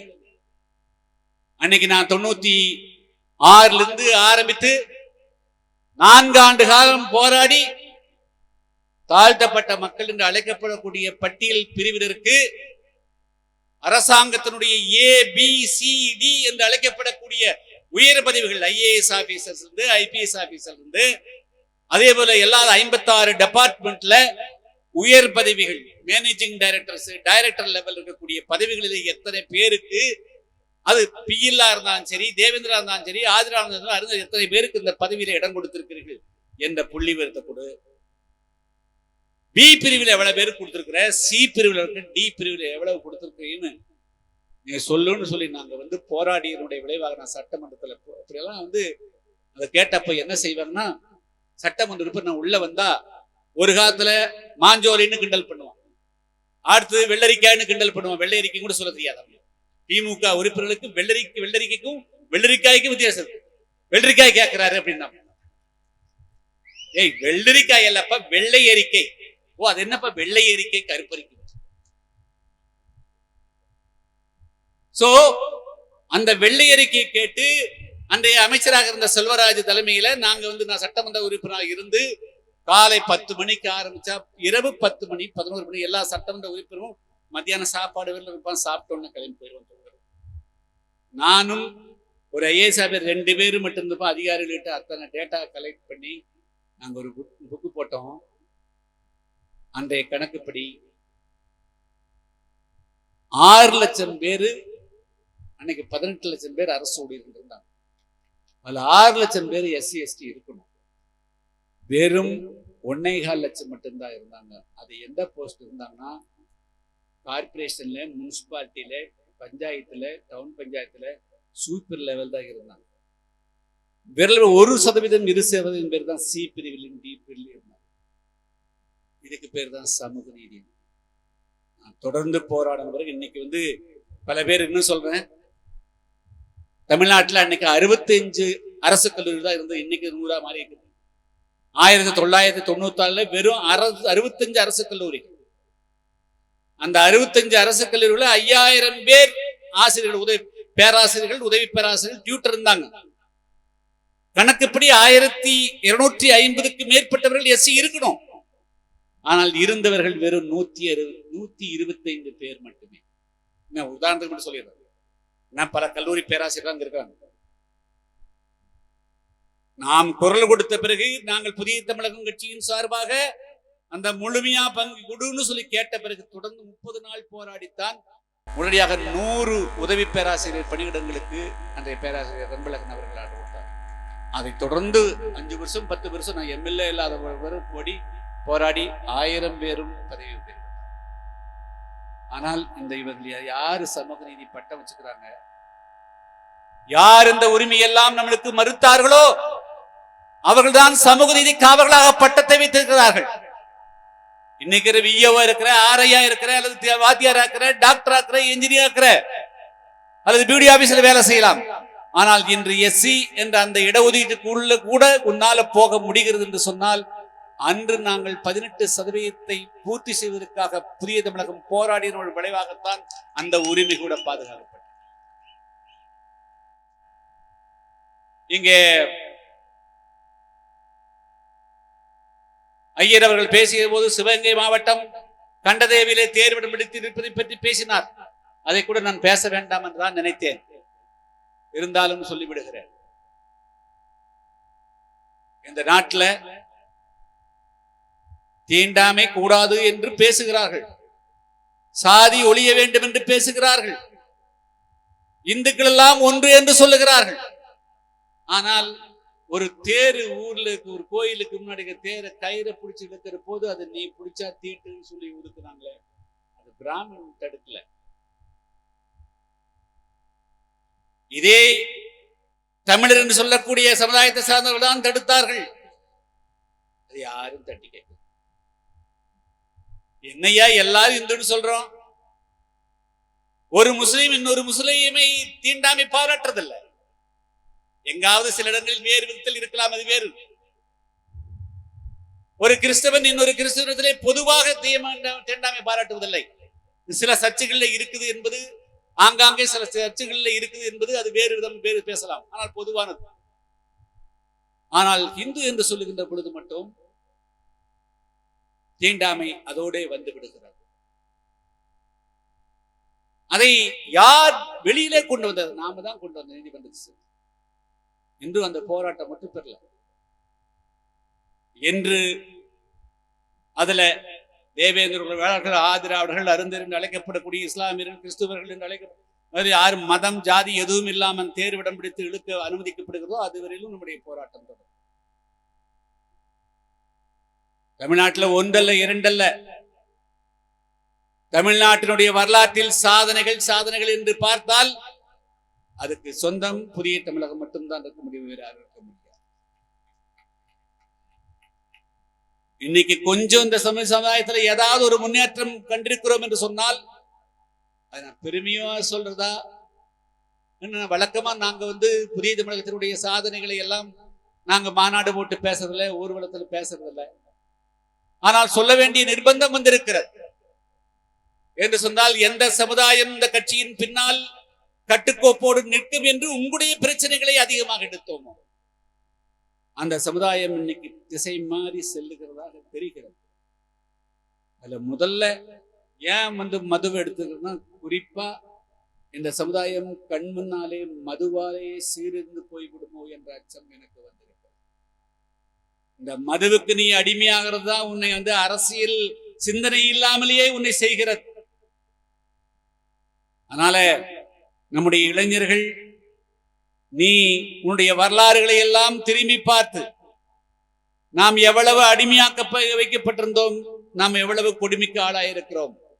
1920 இந்த ராமநாதபுரம் மாவட்டத்திலே கடலாடியிலே எப்படி இருந்தோம், கமுதியிலே எப்படி வைக்கப்பட்டிருந்தோம். 1957 என்னென்ன நடந்தது. ஒரே ஒரு சம்பவத்தை தொடர்ந்து 2000 கிராமங்களில் ஆடு மாடுகளோடு நீங்கள் குடிபெயர வேண்டிய நிலைமை எல்லாம் இருந்தது. இன்று ஒரு மிகப்பெரிய சமுதாய நல்லிணக்கத்தை உருவாக்கி அனைத்து சமுதாயங்களும் நாம் என்ன சொல்லுகிறோம் என்று திரும்பி பார்க்கக்கூடிய சூழ்நிலையை உருவாக்கி இருக்கிறோம். அது உங்களுக்கு பெருமை கிடையாதா? சரஸ்வதி அவர்கள் சொன்னது போல நீங்க எத்தனை கூட்டத்துல இது மாதிரி போய் உட்கார்ந்து கேட்க முடியும்? உனக்கான அங்கீகாரம் என்ன கிடைச்சது? நான் கேட்கிறேன், கொஞ்சம் பார். 1949 ஆண்டு செப்டம்பர் மாதம் 17 திமுக துவங்கப்பட்டது. 49, 50 விட்டுக்கு 50, 73, 74 வருடம் ஆச்சு. இந்த 74 வருடத்துல ராமநாதபுரம் மாவட்டத்துல ஒரு மாவட்ட செயலாளர் ஆகிறதுக்கு உண்டான ஒரு தேவேந்திர சமுதாயத்தை திமுகவால உருவாக்கி இருக்க முடியுதா? வேறு எந்த மாவட்டத்தால் உருவாக்கி முடிகிறதா?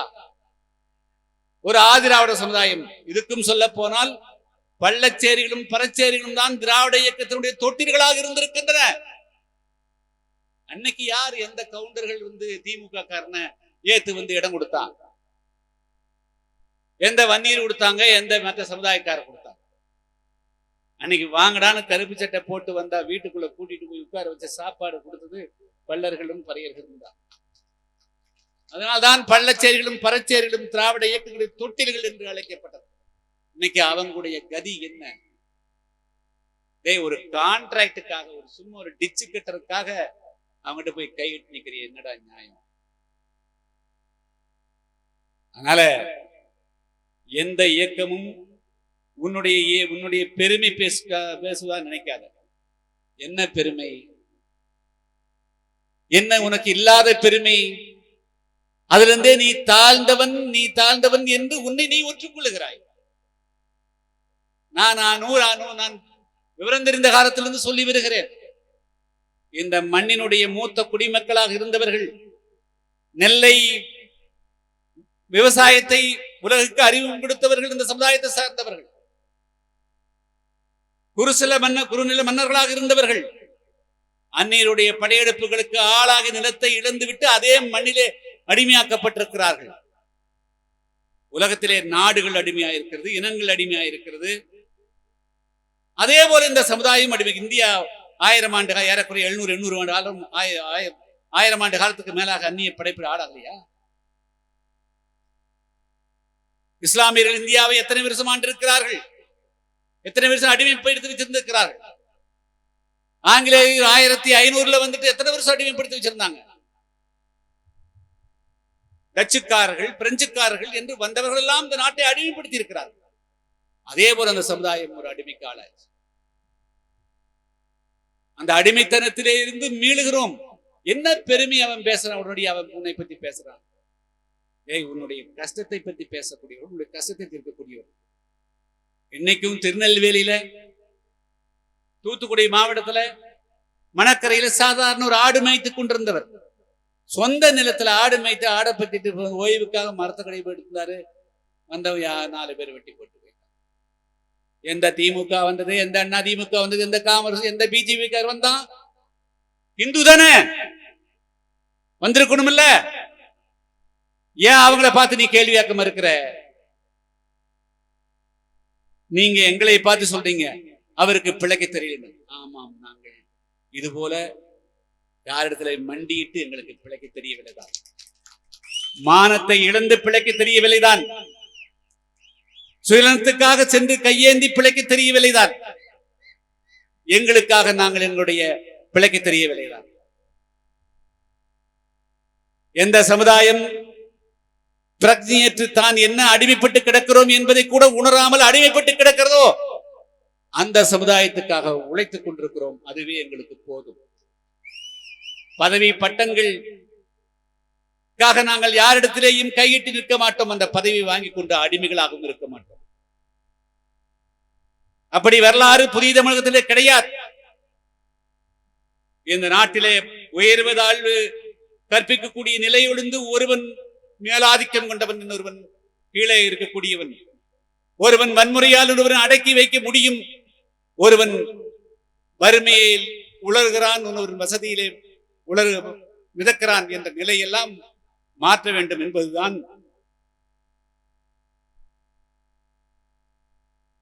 புதிய தமிழகம் கட்சியினுடைய லட்சியம். எனவே அதற்காக சில சிராய்ப்புகளை நாங்கள் சந்திக்க வேண்டியிருந்தால், சில வெற்றி வாய்ப்புகளை இழக்க வேண்டியிருந்தால் அதை பற்றி எங்களுக்கு சிறிது கூட கவலைகள் எனக்கும் இல்லை, அது ஷியாமுக்கும் இருக்காது. நான் அப்படித்தான் உருவாக்கி வந்திருக்கேன்.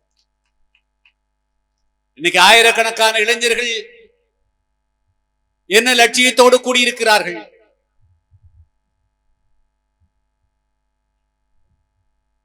இந்த நாட்டிலே நம்ம காட்டிலும் நம்முடைய குடும்பத்தை காட்டிலும் இந்த சமுதாயத்தினுடைய விடுதலைக்காக பாடுபட வேண்டும் என்ற உணர்வோடுதான் இங்கே பல்லாயிரக்கணக்கான இளைஞர்கள் வந்திருக்கிறார். இன்னைக்கு ஒரு அரசியல் கட்சியினுடைய கூட்டத்திற்கு எப்படியெல்லாம் கூட்டம் கூட்டப்படுகிறது, எல்லா கிராமங்களுக்கும் வாகனம் அனுப்பப்படுகிறது. வாகனத்திலே எத்தனை பேர் வர வேண்டும் என்பது முன்கூட்டியே தீர்மானிக்கப்படுகிறது. அவர்களுக்கு 500 ரூபாயா 1000 ரூபாய் என்று கூலி பேசப்படுகிறது. ஒருவேளை உணவா இருவேளை உணவா என்று பேசப்படுகிறது, அதற்குண்டான கொடுக்கப்படுகிறது.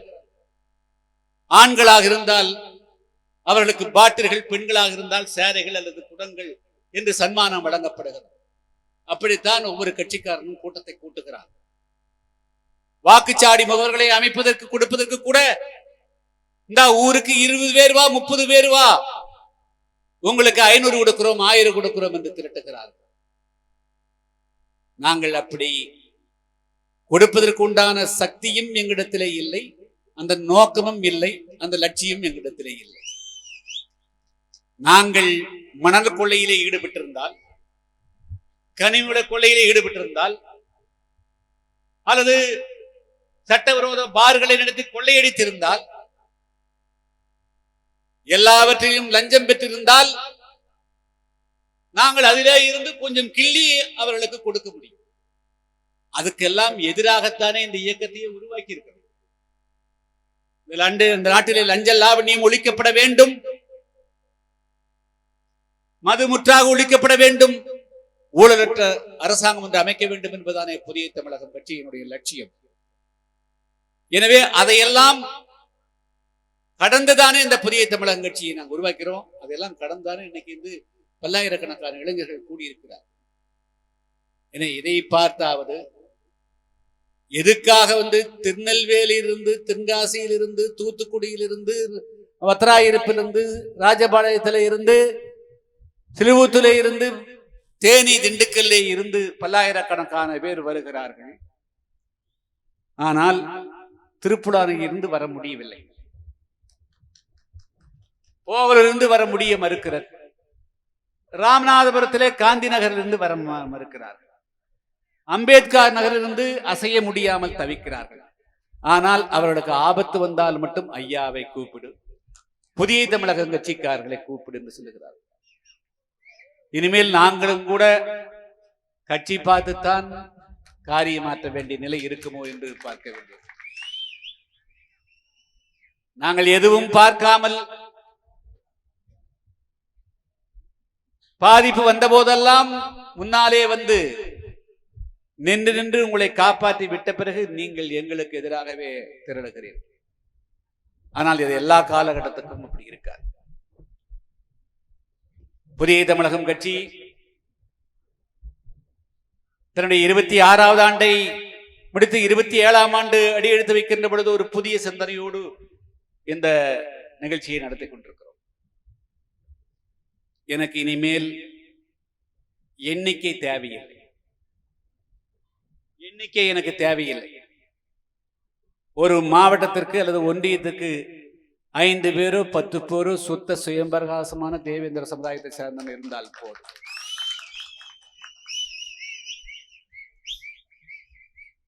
குடிபோதைக்கு ஆளாகி யாருடைய காலிலேயோ மண்டிட்டு கிடக்கக்கூடியவர்கள் எல்லாம் எனக்கு தேவையில்லை. எத்தனையோ சமுதாயத்தை சார்ந்தவர்கள் டாக்டர் கிருஷ்ணசாமி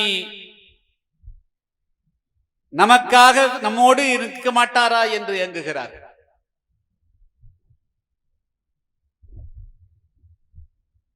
ஆனால் வரலாற்றிலே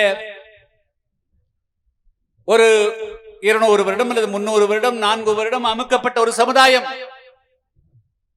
அவர்களை விடுவிக்க வேண்டும் என்பதற்காகத்தான் நாங்கள் இதுவரையிலும் ஒட்டுமொத்தமாக பார்த்தோம். ஆனால் இனிமேல் ஒட்டுமொத்தமாக பார்ப்பது எந்த விதத்தில் சரியாக இருக்கும் என்ற ஒரு கேள்வி எழுகிறது.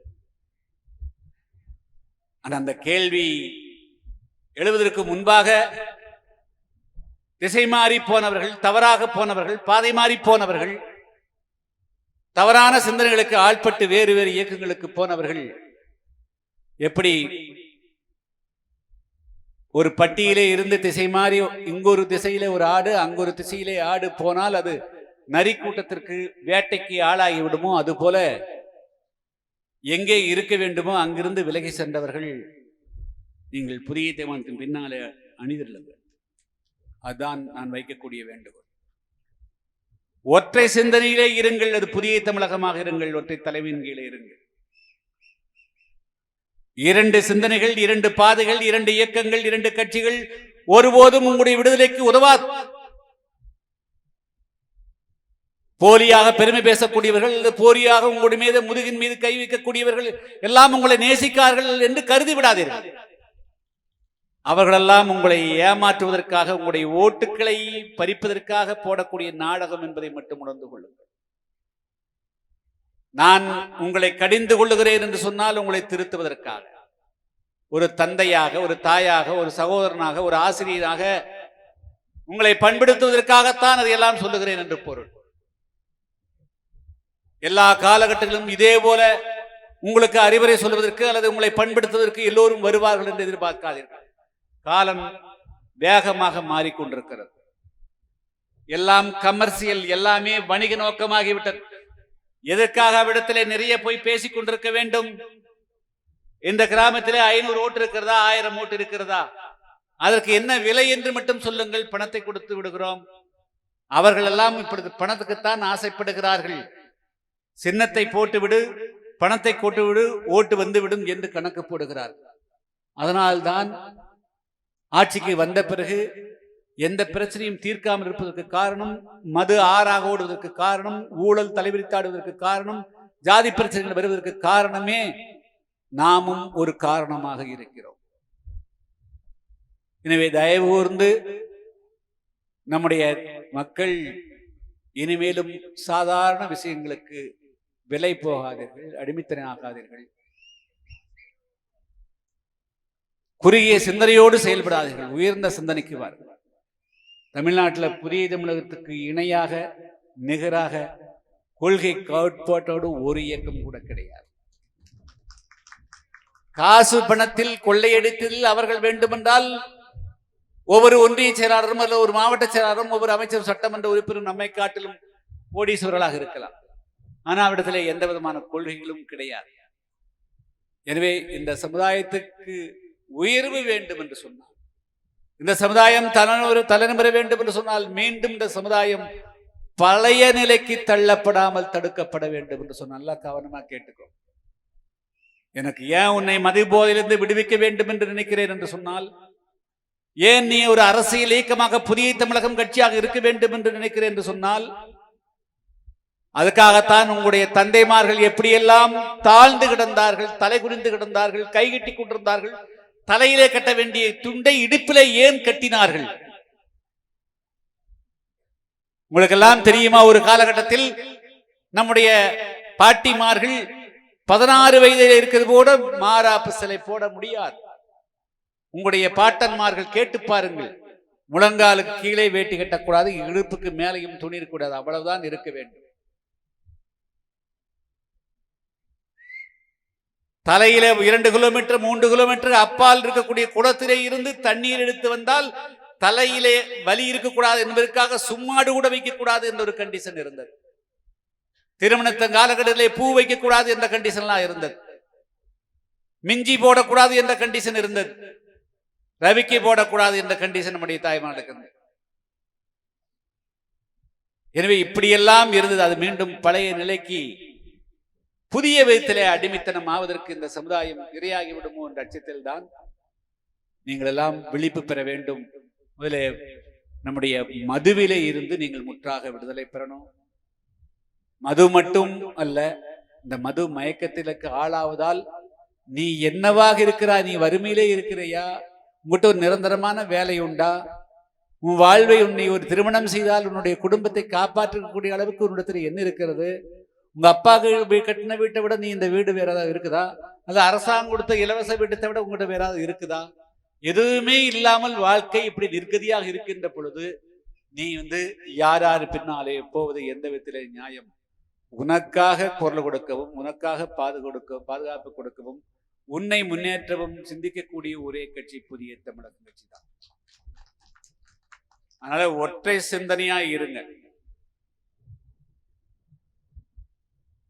ஒற்றை சிந்தனையாக இருந்தால் எதையும் வெற்றி நாம் சாதிக்க முடியும். அந்த ஒற்றை சிந்தனையில் மாறுகின்ற பொழுது இவரும் தலைவர், இவன் சிவப்போச்சவன் கொடி பிடிச்சு வந்தா அவன் பின்னாலையும் போறது, இன்னொருத்த சிவப்போச்சவனை பிடிச்சா அவன் பின்னாடியும் போறது. அட, அந்த சிவப்பு பச்சை கொடி உங்களுக்கு விஷயம் தெரியுமா? இது ஒரு புதிய தமிழகத்துக்கு மட்டும்தான் சொந்தமான கொடி. இது புதிய தமிழகம் கட்சியினுடைய அரசியல் பதிவு செய்யப்பட்ட கொடி. அதையும் யாரோ தேர்தலிலே பயன்படுத்துகிறார்கள். அதனால அது போன்ற சிதறிய எண்ணங்களோடு நீங்கள் இருக்காது. இன்னைக்கு நம்ம நோக்கமெல்லாம் நமக்கு உனக்கு கௌரவம்ங்கிறது மற்ற மேடை போட்டு பேசுறதில்லை, அது தானா வரும். நீ படிப்பிலே ஒரு நல்ல சிறந்து விளங்கி ஒரு நல்ல மருத்துவரா, இன்னைக்கு ராமநாதபுரத்துல 10 டாப் சர்ஜன் இருக்கிறாங்க அப்படின்னு சொன்னா அது தேவேந்திர சமுதாய சார்ந்தாங்க, உனக்கு மதிப்பு வரும். 10 லாயர் நல்லா இருக்கிறாங்க, சீனியர் லாயர் இருக்கிறாங்கன்னா உனக்கு மதிப்பு வரும். 10 என்ஜினியர் இருக்கிறாங்கன்னு சொன்னா நல்லா மதிப்பு வரும். 10 ஹோட்டல் நடத்துறாங்க அப்படின்னு சொன்னா நல்லா மதிப்பு வரும், சமுதாயத்துக்கு மதிப்பு வரும். அதனால நீ மற்றவர்கள் போலியா பேசுறதெல்லாம் மதிப்பில்லை. நீ நல்ல உனக்குதான தகுதிகளை பெற்று திறமையை பெற்று அதன் மூலமாக இந்த சமுதாயத்திலே ஒரு உன்னை நிரூபித்து வளர்ற போதுதான் உண்மையான கௌரவம் வரும். அதனால போலியான கௌரவம், போலியான மதிப்புக்கு இரையாக யார் நம்மளை மேலேற்றாங்கன்னு மட்டும் பார். ஒரே ஒரு கேள்வி கேட்கிற, அந்த கேள்விக்கு மட்டும் முதல்ல எண்ணிப்பார். பல பேர் உங்களுடைய கிராமத்திலிருந்து வந்திருப்பீர்கள், இங்கே மாவட்ட செயலாளர் வந்திருப்பீங்க. ஒரு மாவட்ட செயலாளர்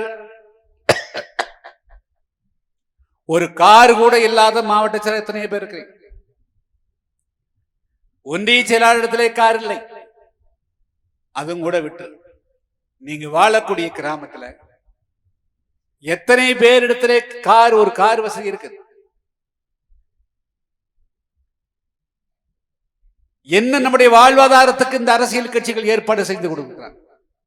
ராமநாதபுரத்தில் ஒரு தொழிற்சாலை உண்டா? ஒரு 1000 பேருக்கு வேலை கொடுக்கிற தொழிற்சாலை உண்டா? தூத்துக்குடியில் உண்டா? தென்காசியில் உண்டா? திருநெல்வேலியில் உண்டா? எங்க இருக்கு? இதெல்லாம் ஏதாவது எந்த அரசியல் கட்சியாவது செஞ்சு கொடுத்திருக்கிறாங்க? இதெல்லாம் நடக்கணும்னு சொன்னால் தமிழ்நாட்டில் தேவேந்திரோட மக்களுக்கு மட்டுமல்ல, தென் தமிழகத்துக்கு ஒரு விடிவுகாலம் வர வேண்டும் என்று சொன்னாலும் அது புதிய தமிழகம் கட்சியால் தான் முடியும். அது நம்மால் தான் முடியும். எனவே நம்ம வரக்கூடிய காலகட்டங்களிலே ஒரு பக்கம் சமுதாயத்துக்கு ஏற்படக்கூடிய பாதிப்புகளை சுட்டிக்காட்டி சட்ட ரீதியான தீர்வுகளை எதிர்கொள்ளும். இன்னொரு பக்கம் சட்டமன்றங்களிலே, நாடாளுமன்றங்களிலே பங்கு பெற்று அங்கு வலுவான குரல் கொடுத்து அதன் மூலமாக ஒட்டுமொத்த சமுதாயத்துக்கான ஒரு விடிவு காலத்தை, ஒரு முன்னேற்றத்தை உருவாக்கி தருவது. எல்லாருக்கும் பாடுபடும் சொன்னாங்க கூட எல்லாரும், அதுல குறிப்பா தேவேந்திரோட மக்கள், நீங்க புதிய தமிழகத்தினுடைய முழு சக்தியா இருந்து பாருங்க. அப்படி இருந்திருக்கிறீங்க. 1998ஆம் ஆண்டு நம்ம கட்சி துவங்கின பிறகு 97 டிசம்பர்ல பதிவு பண்ணோம். இங்க அதுக்கு முன்னாடியே 98 செப்டம்பர் 11 தான் வந்து நம்ம கட்சி மாநாடு நடத்துறோம். ஜனவரியில தேர்தல் நடந்தது. அன்னைக்கே வந்து 56,000 ஓட்டுகளை கொடுத்த மாவட்டம் தான் ராமநாதபுரம் மாவட்டம். மீண்டும் ஒரே வருஷத்துல தேர்தல் நடந்தது. ஏறக்குறைய 96,000 வாக்குகளை பெற்றோம். எனவே ராமநாதபுரம் மாவட்டம் புதிய தமிழகம் கட்சியினுடைய கோட்டையாக இருந்த மாவட்டம் தான் ராமநாதபுரம் மாவட்டம். ஆனால் அந்த மாவட்டம் தான், இன்னும் சொல்ல போனா, நான் வந்து ஏன் வந்து முதல் மாநாட்டை ராமநாதபுரத்தில் நடத்தின அப்படின்னு சொன்னா, பல போராட்டங்களை சந்தித்த மாவட்டம் ராமநாதபுரம் மாவட்டம்.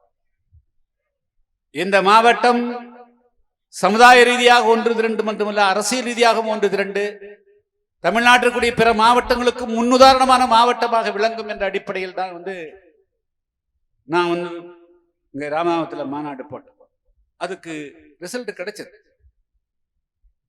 98ல் 56,000 ஓட்டு, 99ல் ஒரே வருஷத்துக்குள்ள மீண்டும் 90,000 1,00,000 ஓட்டு, 2001 அசம்பிளியில இங்கே பரமக்குடி சட்டமன்றத்தில் நின்றபோது 47,000 வாக்குகளை கொடுத்து தமிழ்நாட்டில் ஒரு முதல் நிலையாக இருந்த மாவட்டம் தான் அந்த மாவட்டம்.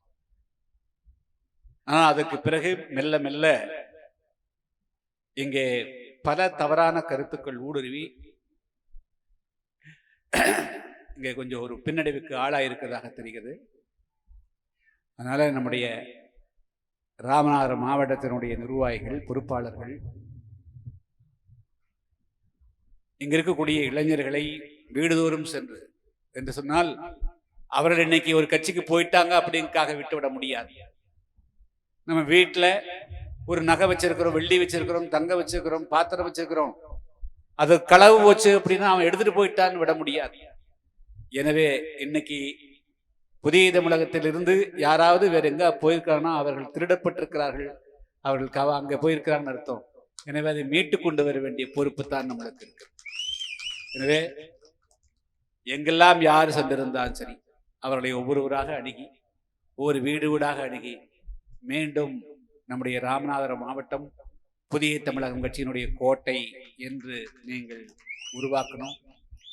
ஏன் நீங்கள் அப்படி உருவாக்குனா, 2024 ஏன் புதிய தமிழகம் கட்சியின் சார்பாகவே ஏன் நாடாளுமன்ற தொகுதியிலே போட்டியிட கூடாது? அப்படி ஒரு சூழலை வந்தாலும் அதற்கும் நாம் எல்லாம் தயாராக இருக்கணும். அதே போலதான் புதிய தமிழகம் கட்சியினுடைய இது அனைத்து மாவட்டத்திலும் வந்திருக்கக்கூடிய நம்முடைய தொண்டர்களுக்கு மிக முக்கியமாக வைக்கக்கூடிய வேண்டுகோள், 2024 நாடாளுமன்ற தேர்தல் என்று பார்க்காதீர்கள். 2026 அசம்பிளியில நம்ம கூட்டணியிலே பங்கு பெற்று 2 அல்லது 3 அமைச்சர்களை, அதுவும் பால்வளத்துறை அல்ல, அது ஆதிராவிடத்துறை அல்ல, நிதித்துறை, உள்ளாட்சித்துறை போன்ற பெரிய பதவிகள் எல்லாம் படிந்தால்தான் இந்த சமுதாய மக்களுக்கு நன்மை செய்ய முடியும் என்ற அடிப்படையில அந்த அளவுக்கு ஆட்சியிலே பங்கு பெற வேண்டும் என்று சொன்னால், இந்த 2024 குறைஞ்சது 2 அல்லது 3 நாடாளுமன்றங்களை நாம் வெற்றி பெறணும். நாம் யாரோடு சேர்கிறோமோ அவர்களையும் வெற்றி பெற வைக்கணும். எனவே தேர்தல் எப்பொழுது வேண்டுமென்றாலும் வரட்டும், அதை பற்றி கவலை இல்லை. நீங்கள் அடுத்த நாளிலே இருந்து நம்முடைய புதிய தமிழகம் கட்சியினுடைய தொண்டர்கள், மாவட்ட செயலாளர்கள், ஒன்றிய செயலாளர்கள், நீங்கள் நம்முடைய தேர்தல் பரப்புரையை, புதிய தமிழகம் கட்சியினுடைய சாதனைகளை அனைத்து மக்களிடத்திலேயும் எடுத்து சொல்லும். நாம் ஒரு குறிப்பிட்ட சமுதாயத்துக்கோ ஒரு குறிப்பிட்ட சாதிக்கோ அல்லது ஒரு குறிப்பிட்ட மதத்துக்கோ கிடையாது. நம்முடைய நோக்கம் சாதி ரீதியாக ஏற்றத்தாழ்வு இருக்கக்கூடாது, மத ரீதியாக ஏற்றத்தாழ்வு இருக்கக்கூடாது, பொருளாதார ரீதியாக ஏற்றத்தாழ்வு இருக்கக்கூடாது, கல்வி ரீதியாக ஏற்றத்தாழ்வுகள் இருக்கக்கூடாது. அதுதான் புதிய தமிழகம் கட்சியினுடைய லட்சியம். ஆனால் காலத்திலே காலங்காலமாக ஒரு சில சமுதாயங்கள் புறக்கணிக்கப்பட்டிருக்கின்றன. அதன் காரணமாக அந்த சமுதாயங்கள் சமூக கொடுமைகளுக்கு ஆளாயிருக்கிறது. எனவே அதற்கு முன்னுரிமை கொடுக்கின்ற காரணத்தினாலே அது சாதி ரீதியானது என்று யாரும் கருத வேண்டிய அவசியம் இல்லை. இன்னும் சொல்ல போனால் தமிழகத்திலே சாதி பார்க்காமல் பழகக்கூடிய ஒரே கட்சி புதிய தமிழகம் கட்சி தான். நாம் யாரையும் சாதியாலோ மொழியாலோ இனத்தாலோ பிரித்து பார்ப்பதே கிடையாது. அப்படி பிரித்து பார்க்காதீர்கள் என்பதுதான் நம்முடைய வேண்டுகோள். அப்படி பிரித்து பார்க்க கூடாது என்பதுதான் நம்முடைய லட்சியம். எனவே இந்த மகத்தான லட்சியத்தை 2024 நாடாளுமன்ற தேர்தலில் சொல்லால் இல்லாமல் குறைந்தது 2 நாடாளுமன்ற தொகுதிகளிலே புதிய தமிழகம் கட்சி வெற்றி பெற்று மகத்தான வெற்றியை பெற்று நாடாளுமன்றத்திலே எப்படி ஒரு நாடாளுமன்ற உறுப்பினர் செயல்பட வேண்டும் என்பதற்கு முன்னுதாரணமாக விளங்கக்கூடிய வகையில அதை சாதனை செய்யக்கூடிய வகையில நம்முடைய பணியை இன்றிருந்தே துவங்கணும். எல்லா இடங்களிலும் தேர்தல் பணிகளை இப்பிருந்தே துவக்குங்கள் என்று கேட்டுக்கொண்டு, மிக முக்கியமாக மது முற்றாக ஒழிக்கப்பட வேண்டும். எனவே அந்த பிரச்சாரத்தை வந்திருக்கக்கூடிய தொண்டர்கள் இந்த மாநாட்டிலே கலந்து கொள்வது மட்டுமல்ல, கிராமங்களிலே பிரச்சாரம் செய்ய வேண்டும். எங்கெல்லாம் நீங்கள் நிகழ்ச்சிகளை கலந்து கொள்ள அங்கெல்லாம் இந்த பிரச்சாரத்தை செய்ய வேண்டும். ஊழலுக்கு எதிராக குரல் கொடுக்க வேண்டும். அடக்குமுறை ஆதிக்கங்களுக்கு எதிராக குரல் கொடுக்க வேண்டும். ஒட்டுமொத்தத்தில் புதிய தமிழகம் என்ற பெயர் வைத்திருக்கிறோம். அந்த புதிய தமிழகத்தை படைப்பது என்பது மது போதை, புகை போதை, அதே போல சாதி மத பகைகள், அதே போல வறுமை, எந்த விதமான ஏற்றத்தாழ்வு இல்லாத ஒரு புதிய தமிழகத்தை படைப்பதுதான் நம்முடைய லட்சியம்.